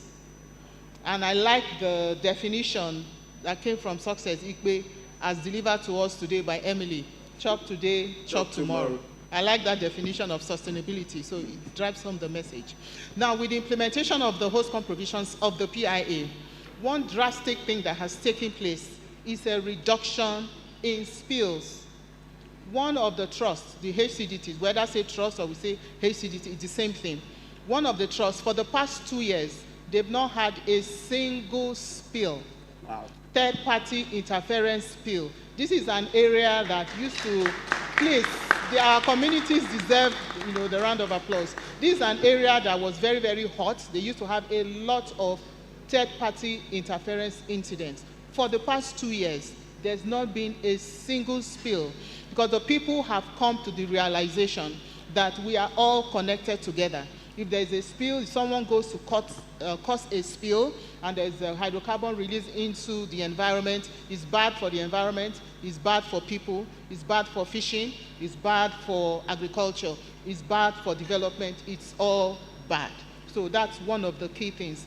The second thing is we support climate resilient infrastructure.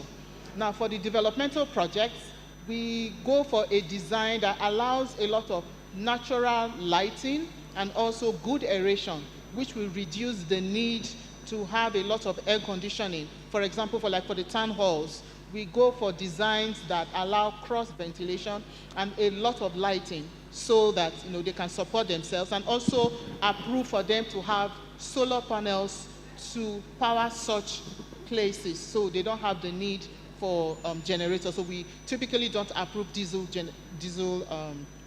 powered generators. Then for the common areas in the communities, of course, we go for solar panels, solar lights for the streets, the market areas, the common areas, so that whether it's during the day or at night, people can move around freely without fear of darkness. So those are part of the things that we do.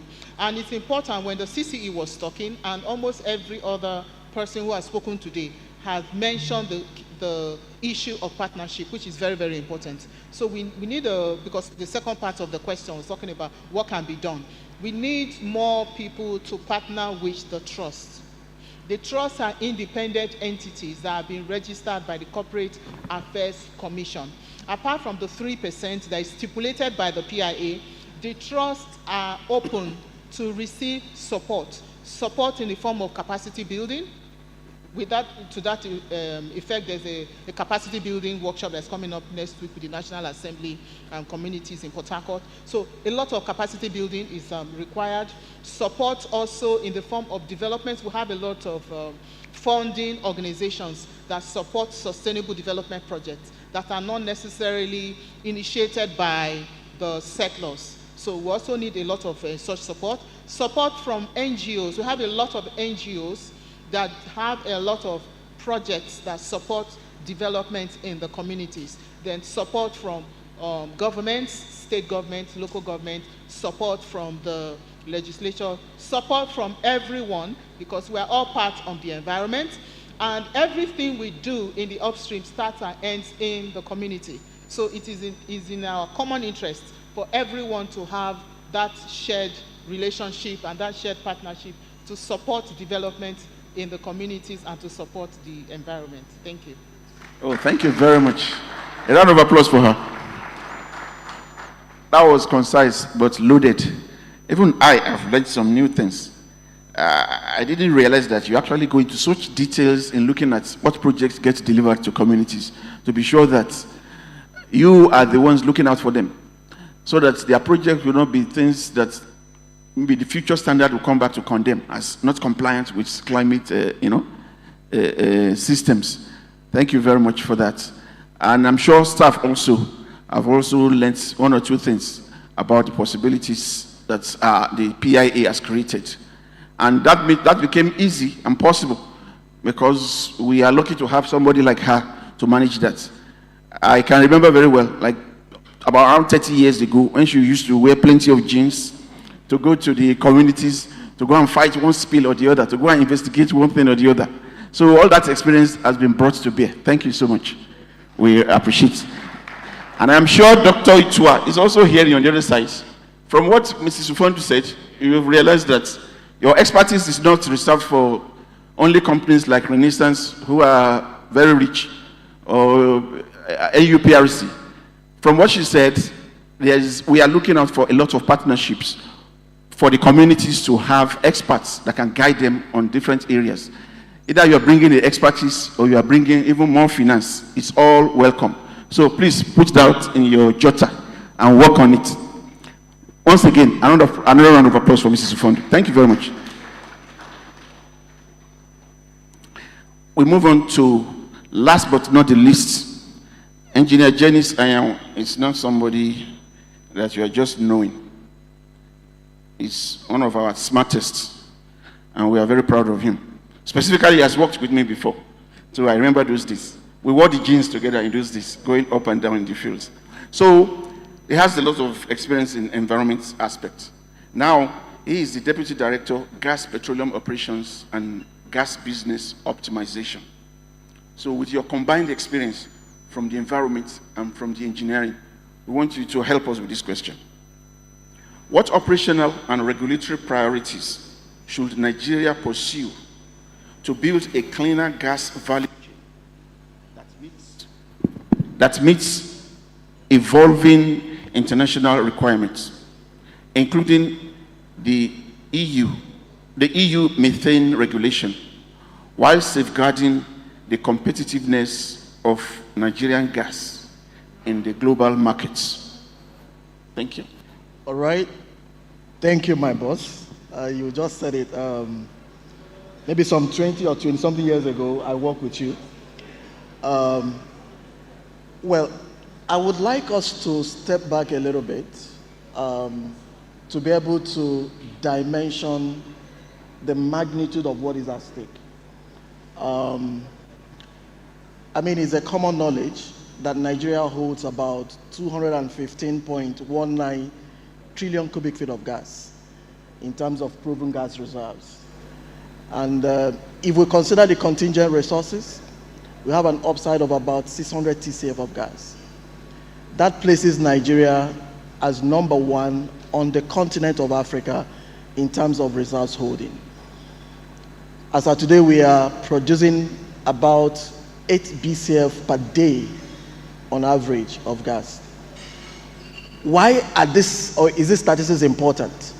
Well, it tells us the story that Nigeria is hugely endowed with this premium resource, which we call gas. But the value of this natural endowment is not realized if the gas remains underground.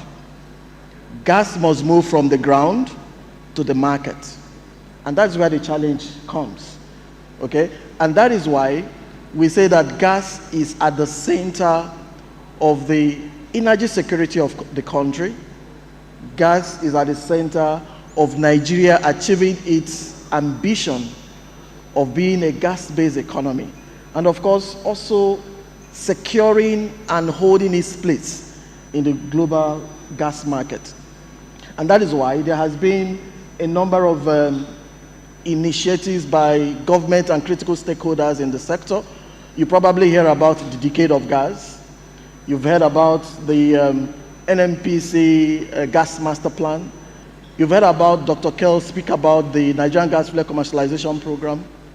And currently, the Commission is also working the national gas development and production strategies. So all of these are geared towards valorizing this premium resource that we call gas. It means we want to get gas out of the ground and take it to the market. And so for us in the Commission, climate change or environmental sustainability and gas development are not competing objectives.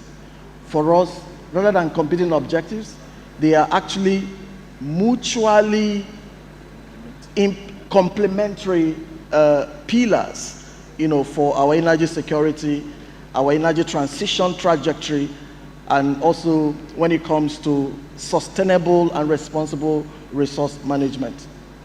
So for us, the priorities that we must set in place to ensure that our gas remains attractive in the global market is to ensure that every molecule of gas that is produced is developed sustainably. It is measured accurately, it is utilized efficiently, and it is monetized responsibly. And so, what are we doing as a nation? And what are we doing as a regulator to ensure that our gas value chain meet this criteria that I have mentioned? The first one is that we have a broad-based regulatory framework, the PIA. But the PIA has provided the basis for us to then issue regulations. So as Commission, our duty is to then issue regulations and regulatory instruments and guidelines that aligns gas development strategies with climate responsibilities. If you listen to the presentation made by Madam CCE, she listed among others the gas flare venting and methane emissions regulation 2023. So that is one regulation issued by the Commission that ensures that we are aligning gas development with our climate responsibility. What does it do? That regulation prohibits routine gas flaring. It sets an ambitious target of eliminating zero flaring with a vision of achieving that target by 2030. It provides for the Commission to set gas flaring threshold for all flaring facilities, and we do that biannually. So every January to June and July to December, we set flaring threshold for all flaring facilities, meaning we are putting a cap on what is considered permitted flaring. And that is even with the payment of fees. And when you flare beyond that threshold, then you get to pay penalty. The intent is to deter routine gas flaring.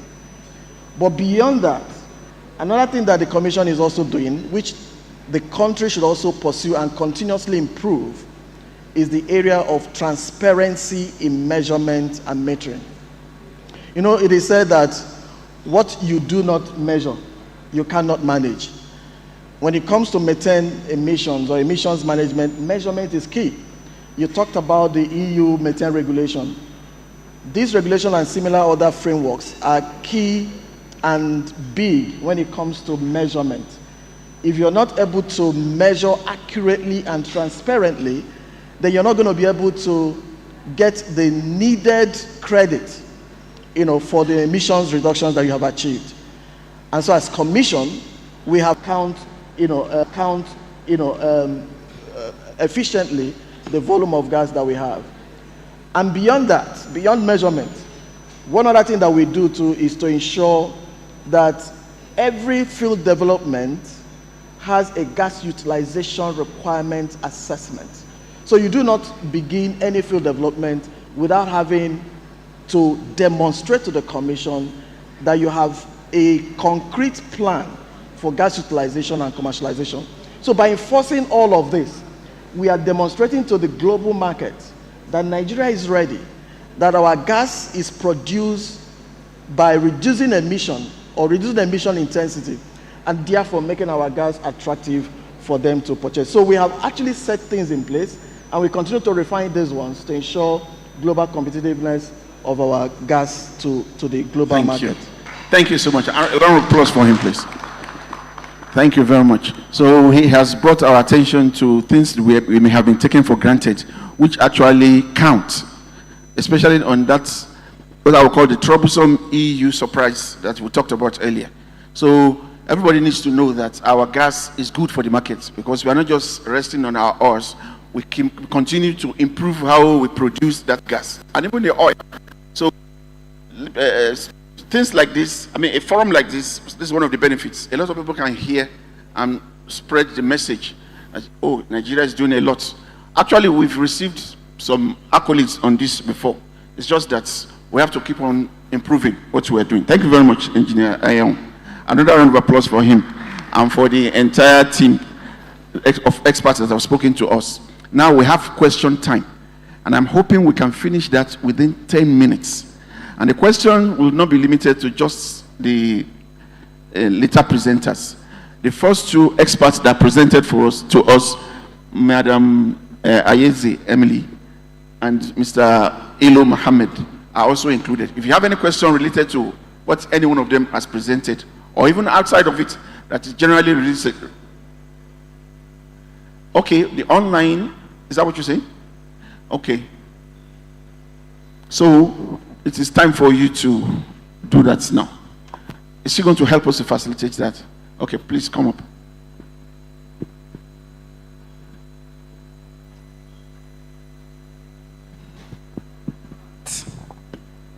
So we have some questions from our audience online. The first one is from Usman Mohammed. How can Nigeria balance increased hydrocarbon production with its climate commitments under the Paris Agreement? So would you like to go over the question one by one? I'm going to leave that open, really, so that whoever has something to say from this panel of experts can say something. Ilo, you have something on that? Or from the team that are online? Ilo, if you have something on that, can we have it? Get the last part of the question. All right.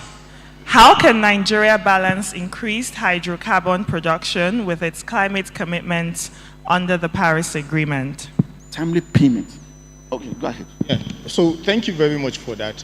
I think from the regulatory framework and the structured policies put around the oil and gas exploration, especially with the pronouncement of gas as the transition fuel for Nigeria, we are already positioned to increase and balance that production with climate commitment. So for instance, the Energy Transition Plan had set up target for fugitive methane emission to 2050, and it set up a target of 95% reduction in that amount.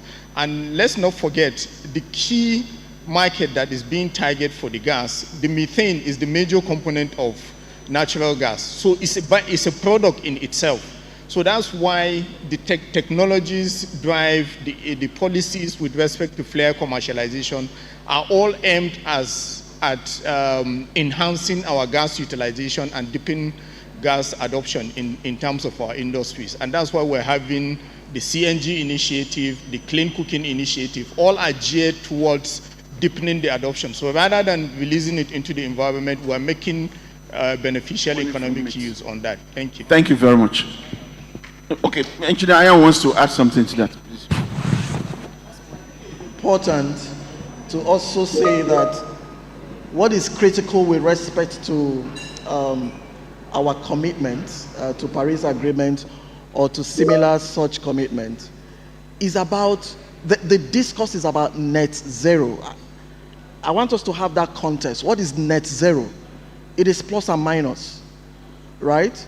What does plus mean? You're increasing production, hydrocarbon, but the minus is you are also extracting carbon.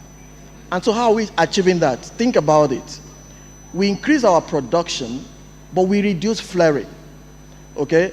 There are carbon capture initiatives that also extract carbon from the atmosphere. So there are programs that allows us to, while increase production, we at the same time are reducing our emission intensity. And by that, we're achieving our goals and our commitments to the climate change. Thank you very much for that addition. I'm sure you have more. Right, thank you so much. If the questioner wants to specifically direct their question to any of the experts, it's also okay. Okay. But go ahead. All right, so the next question from Ajie Ifeanyi. How do we retrofit informal settlements, slums, for flood or heat resilience without replacement? Should I take it again? Okay. How do we retrofit informal settlements / slums for flood or heat resilience without replacement?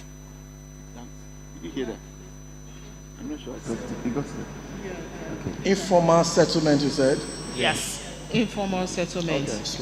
Okay, so because of the term informal settlements, it's not to be something that is going to start and end with NUPRC.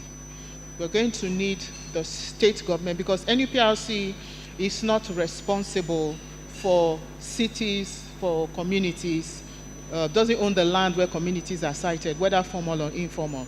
So we're going to need partnership with the state government, partnership with the local government, and to be able to walk through that. Some communities, formal communities, have lost lands. Some have lost entire streets to coastal erosion, for example. Okay. Then for the informal settlements in the industry, we've had a phenomenon of or situation of encroachment into right of way, okay, that also is a form of informal settlement. Because they involve people and they involve communities. Like I said earlier, it's not something that the NUPRC can do from the beginning to the end without the right partnerships with the structures of the formal communities. All communities have leadership structures. They have youth, they have women leaders, they have traditional rulers, we have local government chairmen, we have legislators at different tiers that are representing the formal communities, and we also have the state government. So it's something that is that needs to be done collaboratively with those entities and not just NUPRC. Thank you very much. You want to add something quickly? All right, so thank you very much, Madam. I'm very pleased with the context Madam put into it, and that was the aspect of encroachment, okay? Why the collaboration is required, we can't eliminate that in our process. So what we do, we design a robust sampling rationale in line with the mechanism that have been put in place by the Commission, that the people, okay, during such project design come in. So we look at, in terms of the environmental space, what are the environmental components that would affect, because the project has to be factored in to ensure that the people are protected. So the sampling that we do when we conduct our studies, we bring in the people, they are being embedded into the design, and when we observe those settlements during the operational phase of the project, we try to make sure that the monitoring aspect, which is the environmental compliance monitoring, form part of what the companies submit to us. So what they do is that the ECM takes into cognizance emissions, surface water monitoring, groundwater monitoring, soil, amongst others. So we factor those in because some of them are unavoidable. Thank you. Thank you very much for giving us another perspective to that question. Experts, we have another question. What incentives exist for operators investing in methane reduction technologies? I didn't hear that. It's like there's echo between you and us. Okay. Can you come closer? What incentives exist for operators investing in methane reduction technologies? Did you hear that? Yes. Yeah. So I think this goes both ways. Even the NGFCP and the gas flare commercialization aspect will definitely talk through that. So majorly, in one of the slides, we shared the carbon market framework as one of the enabling levers. Because while we understand there is cost implication in funding the technologies to reduce emission, there is also incentive mechanism that has been put in place through the provision of the Article 6.66 of the Paris Agreement, which introduces the carbon market framework. So Nigeria have developed the National Carbon Market Activation Framework, and internally we are working with the NCCC to see how we can give letters of no objection for companies that want to undertake emission reduction. So, for instance, you're going into event project, methane monitoring sensors that will recover the vented gas and use it for adding national value, for economic value. You can claim carbon credits through either regulated markets or other open markets that are readily available. So those letters that we give, and also the which is being handled by the carbon management team of the DMP, and then the letters that will be given out by the National Council on Climate Change will help you to access that carbon credit. Thank you. Payment. So those are the incentives. Thank you, Mr. Ilu. I actually want from online, Engineer Eugene Dr. Otua, to say one or two things, maybe one sentence on this aspect, because I've been hearing you a lot in different fora talking about incentives. Are you still with us there? Yeah, I'm here. I didn't pick the question. Okay, maybe. Can you hear me? We can repeat Who is talking? Oh, okay, can you give us one or two sentences on that? Then we'll come back to Madam Catalina also from UNEP. Sorry, I didn't pick the question. Okay, Dr. Eugene, if you can hear me, the question is, what incentives exist for operators investing in methane reduction technologies? Did you get that? What incentives exist? Yes, for operators who make efforts to comply to climate change requirements in one form or the other. What are the incentives? Most likely, I know you're talking about financial and maybe operational support incentives. Okay, operational. Okay, in terms of, I think generally you have, depending on those behind the, first and foremost, the regulatory incentives. I would like to take it from there. First and foremost, what does NUPRC give to organizations that voluntarily comply? There should be some level of incentive. I want to take it from home. There should be some level of incentive. If we do not have, then we should be able to create something like that. And then two, you also have different organizations that are supportive of those going green. They are there if we search for them generally, there are organizations, and a number of them tilt the incentives to what they want to see. And some of them could be providing technical support. Some of them could be outright financing. It depends on how it is structured. So we can provide a list of such to you that you could share with the participants at the end of the day. I think I'll just leave it like that because you said I should just make one or two sentences. I'll leave it like that. Thank you very much. Please, Miss H. Very Catalina, are you there? Do you have one sentence or two to add to that on incentives for those who are willing to make the effort to comply to one aspect or the other of climate change management? I know Dr. Kell also will have something for the NGC.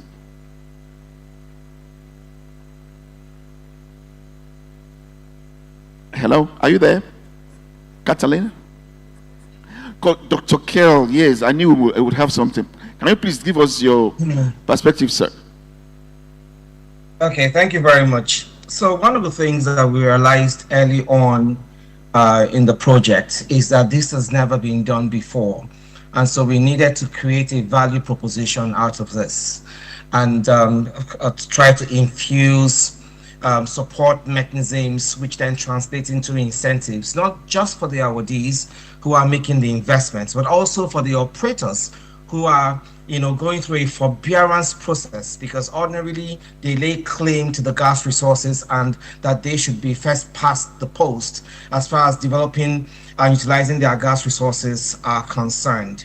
So the very first thing that we did was to create what we call a college of awardees, where we brought together financiers, technology service providers, from around the world to, first of all, pitch to the awardees as to what technologies are available, and also to get them to provide those technologies at discounted rates for our awardees. So that's one of the first incentives that we deployed in the program.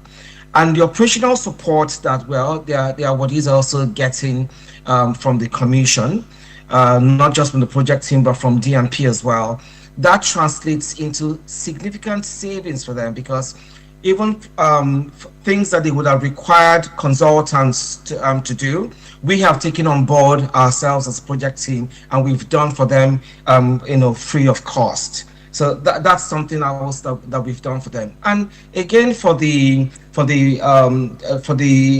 operators, one thing that we're working on right now is we've sent a proposal to higher authorities to create a sort of moratorium for the fair penalty payments during the pendency of the project construction. So within a period of even 2 to 4 years, depending on the project schedule or the NGFCP's project schedule, such that the operator that should have ordinarily paid flare gas penalty in that interval is then given a moratorium not to do so. I think that's a very significant incentive for them, not just to invest in their own gas utilization projects, but also to cooperate and bring projects to fruition. Thank you. Thank you very much, Dr. Kell, for that. So we can go on and on to talk about incentives. They are there, both from the international arena as well as from NUPRC. You just heard about the commercialization program, what Dr. Kell has to say. So let's just end it there. We can talk to us in NUPRC more if you have more, if you are more curious, you want more details. We'll be glad to give you that. Can we have just one more from online so that we can listen to people? Okay, just one more question. This is a long one. I'll come close. We have our final question from Hakeem Oluwafemi.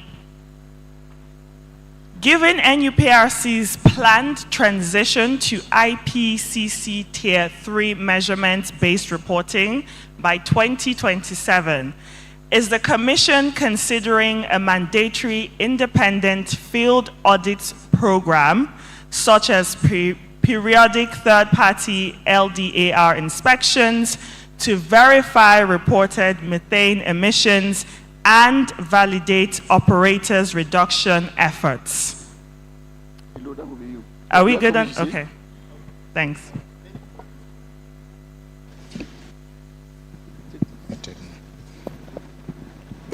Okay, thank you very much for that. Yes, so the provision of section 4.0 of the guidelines for management of fugitive methane emission had actually made that provision that during the first year of coming into force of the guideline, operators are to adopt tier 1 and then move progressively to tier 2 and 3 of the IPCC. So what we did was, during the course of implementation, we noticed there is quite a gap, especially among some of the local players. So we give them the opportunity to say, okay, come to us and tell us how you plan to progress. And then 3 years down the line, we see there is some level of capacity that has been built and awareness has been achieved. And having that in the guideline, we needed to issue out that policy to also position the industry towards the potential of the EU methane regulation directive of saying companies have to achieve OGMP gold standard, which is also a measurement base, but it's also technology intensive. And so that was what we did. So the provision for third-party verification is also part of what the guideline provided for. So operators can either do their measurement in-house, then every 6 months they have a third party to do a verification of that. And part of the requirement is also we join them in the field to do a kind of validation for those elder campaigns that they are currently doing. I think we have about 25 companies that have shared their schedule for this year. So that is there. But what we're also trying to create is to see how we can have more of this third-party verification consultants in country, because most of them are actually out of the country. So we have few that are making effort to get the relevant permitting from NUPRC. So we have added that to the OGSP provision and also created a kind of assessment requirement for those companies that want to do that. Thank you. Thank you very much for that. Do we have any questions in-house here? We have one. Please bring the mic to this place. And thank you, ILO, for giving an area of expo for our retirees so that I can go into another line of business. Instead of having foreigners coming to do this for us, we can have some of our retired people doing it. Thank you. Go ahead. Yes, thank you, dear panelists, directors, SMEs. Thank you very much for this insightful session. I'm Engineer Chidinma Mwabweze, and my question will go to the subject matter experts and probably Dr. Kelechi for what his team, the good work that his team are conducting and going on.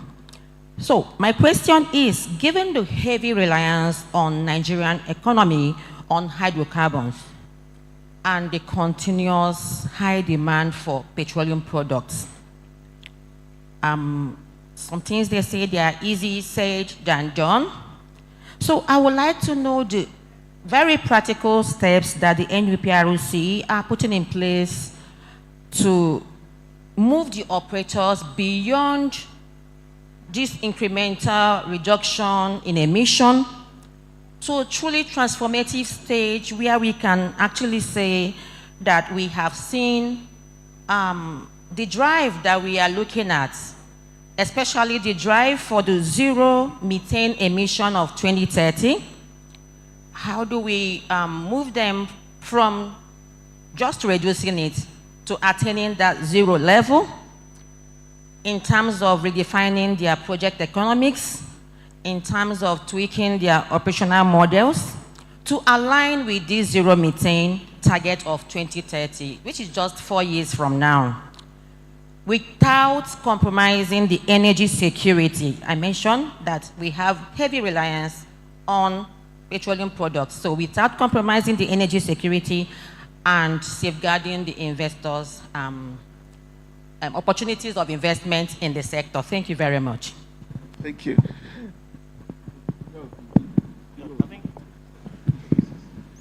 Thank you so much, Stella, for your question. But I think we have tried to show what we have been doing or what we have done.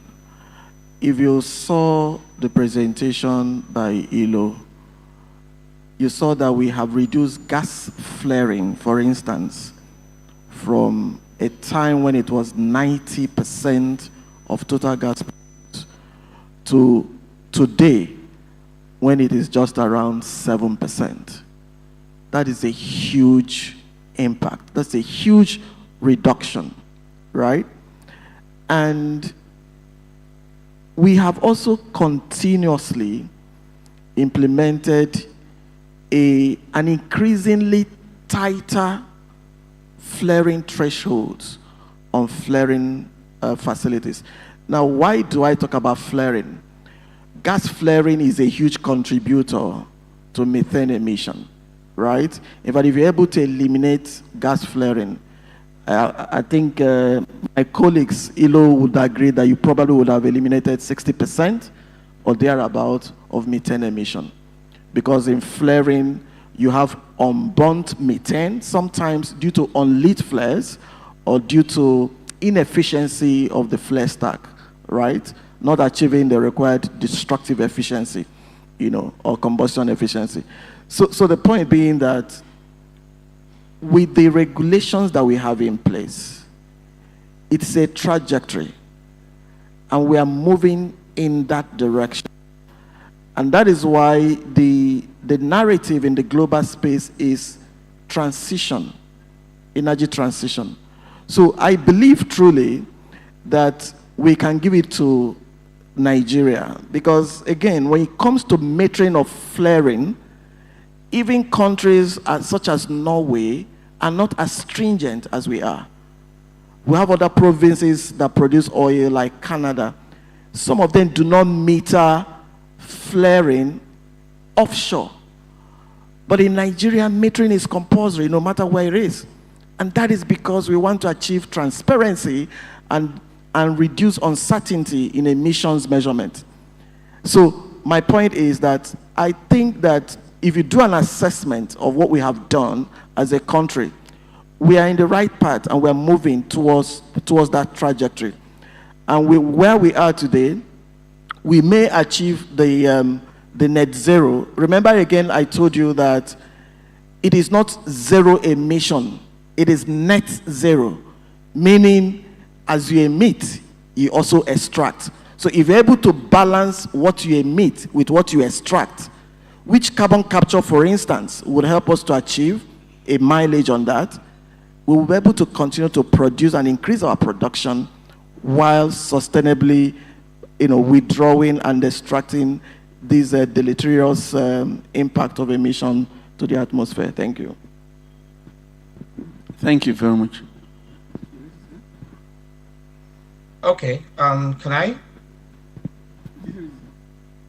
Oh, it's talking already. Dr. Kell, please. I'm told you raised your hands. Please go ahead. So, yes, because Chidinma asked me the question as well. So, when it comes to energy security, you know that that's achieved based on energy mix. And of course, gas is a veritable part and source of that energy mix. So what we're doing from an NGFCP perspective is to ensure that every molecule of gas, that was once flared, becomes a source of energy, value, and operational resilience. And because of course everyone knows that gas is power, gas is life. So all the traditional utilization of gas and gas resources, so whether that be LPG, LNG, CNG, all of the solutions that our Ds have proposed fall into all of these brackets, even as virtual pipelines, modular solutions, all of this. So there's nothing different from an NGFCP perspective that our Ds are going to do, different from what the mainstream gas producers are also trying to do with their gas molecules. So at the end of the day, like Janice has also said, on the one hand, we're ensuring that decarbonization occurs and that we're not releasing more than we're extracting from the environment. But on the other hand, to assure and ensure energy security, like you said, we're also focusing on the gas utilization products that our project is meant to deliver. So at the end of the day, every molecule that was once flared but is now put to use, that's value proposition to the to the citizens, to the nation. There was a World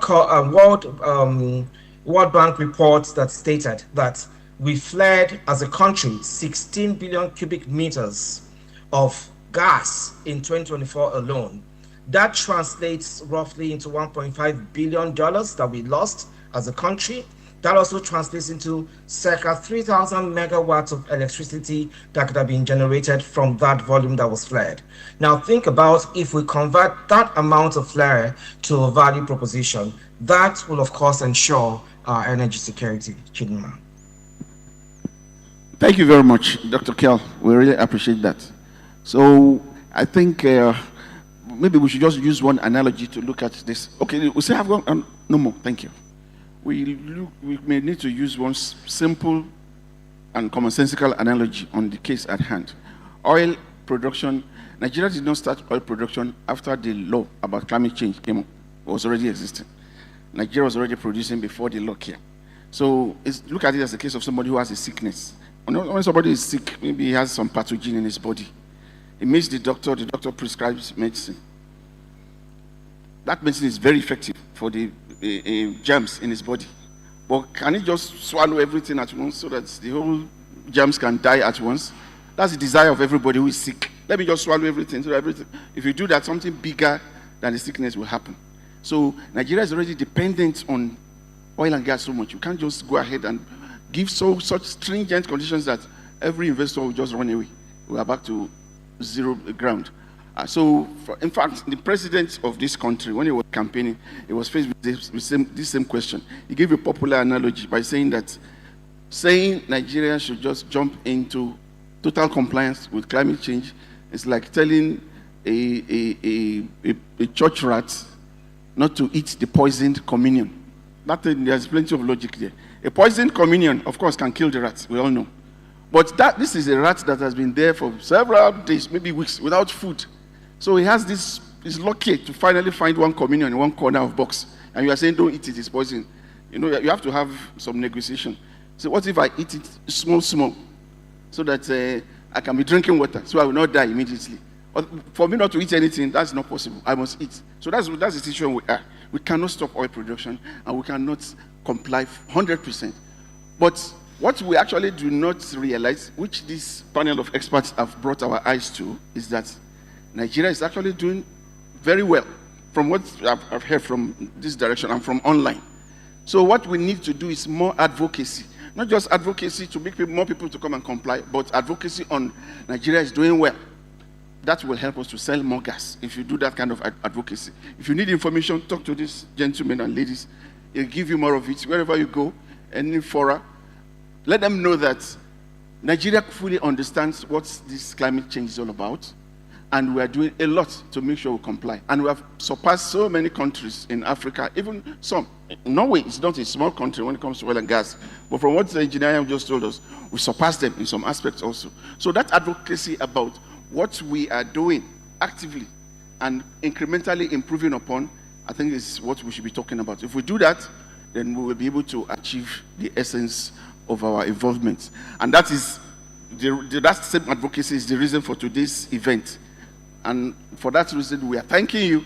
The organizers will probably finish this up, but let me also thank all of us in advance. From Dr. Kell, from online, who spoke to us about the great achievements, in fact, what I would call miraculous achievements of NGFCP, because before people thought that it's just not possible. If companies, former Shell, Chevron, the rest of them were saying that this gas is too small, we can't do anything with it.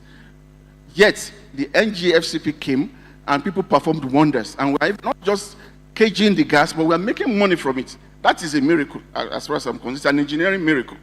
So he gave us plenty of insights on what his team has achieved. We thank you very much for that job, and we also thank you for informing us about it in this forum. We talk about, concerning also, yes, Mrs. Ufondo beside me there, she told us a lot about what we are doing in community aspects to make sure that the communities are not left alone. Not only are we creating avenue for them to make money, we're also guiding them on how to use that money very well, so that they will be future compliant rather. We have Catalina H. Very from the UNEP, who also spoke to us about what the international community expects of us. Dr. Eugene Itua was also very good. He's a private concern. So if we say we've heard so much from official national sources, what about hearing a perspective from non-official, non-governmental organization? That's what he represents, and he gave us quite some insight. Thank you very much.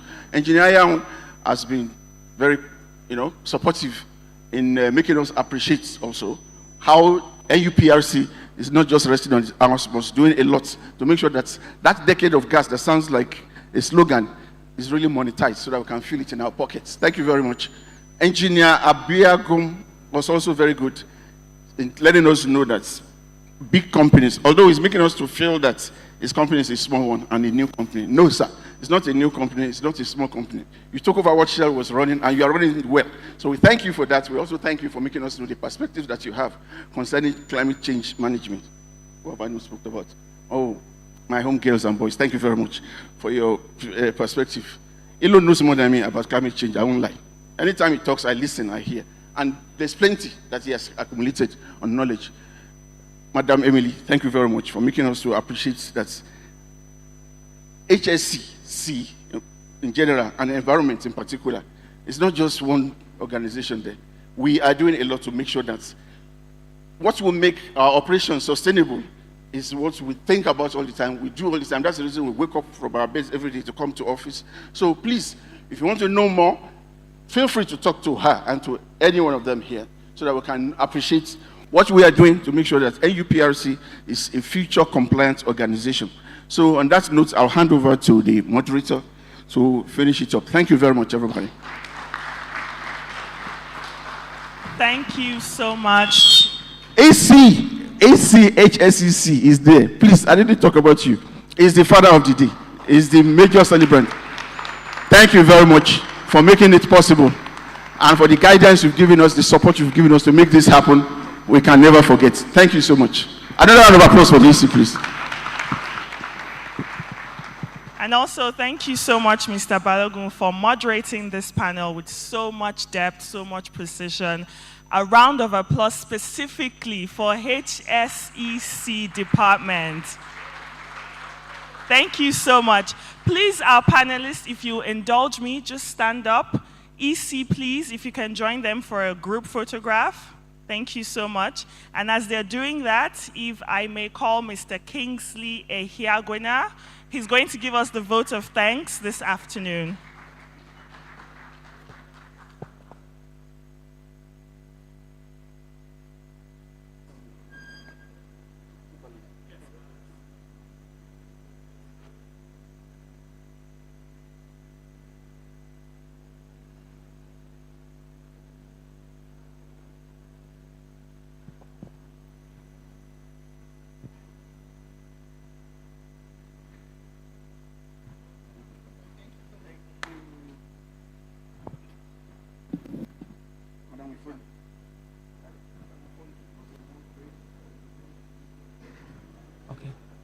Good afternoon, and distinguished attendees of the World Environment Day 2026. I've been given this mandate to do the vote of thanks. And firstly, I want to thank the CCE. I want to thank her for our presence here today. I want to thank the executive commissioners. We had DMP, we had ERSMP, we also had the Finance Executive Commissioner. I want to also thank our Executive Commissioner, Health, Safety, Environment and Community, Captain John Tolanga. I want to thank you all, our directors. Thank you very much. The esteemed panelists for the insightful, well done, deep knowledge that we have received this afternoon. Thank you so much. And also want to thank also the partners that joined us from UNEP.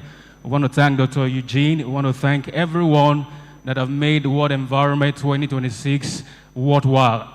Our esteemed colleagues, those online, thank you so much for your time. Our colleagues presented here right now, thank you for your time, for your support, for your contributions, for making World Environment Day 2026 a huge success. We look forward to a better World Environment Day in 2027 by the grace of God. So on this note, I want to say thank you very much for every of your contributions, every of your time. Look forward to World Environment Day 2027 by the grace of God. So thank you very much, distinguished ladies and gentlemen, for all that you have done to make today's ceremony a huge success. Thank you, God bless you, and see you in 2027 World Environment Day. Thank you very much and good afternoon.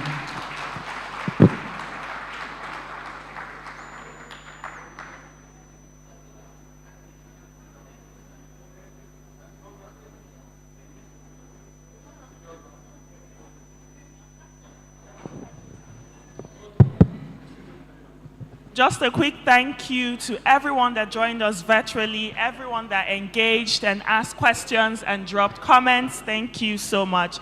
We've come to the end of this commemoration of World Environment Day 2026.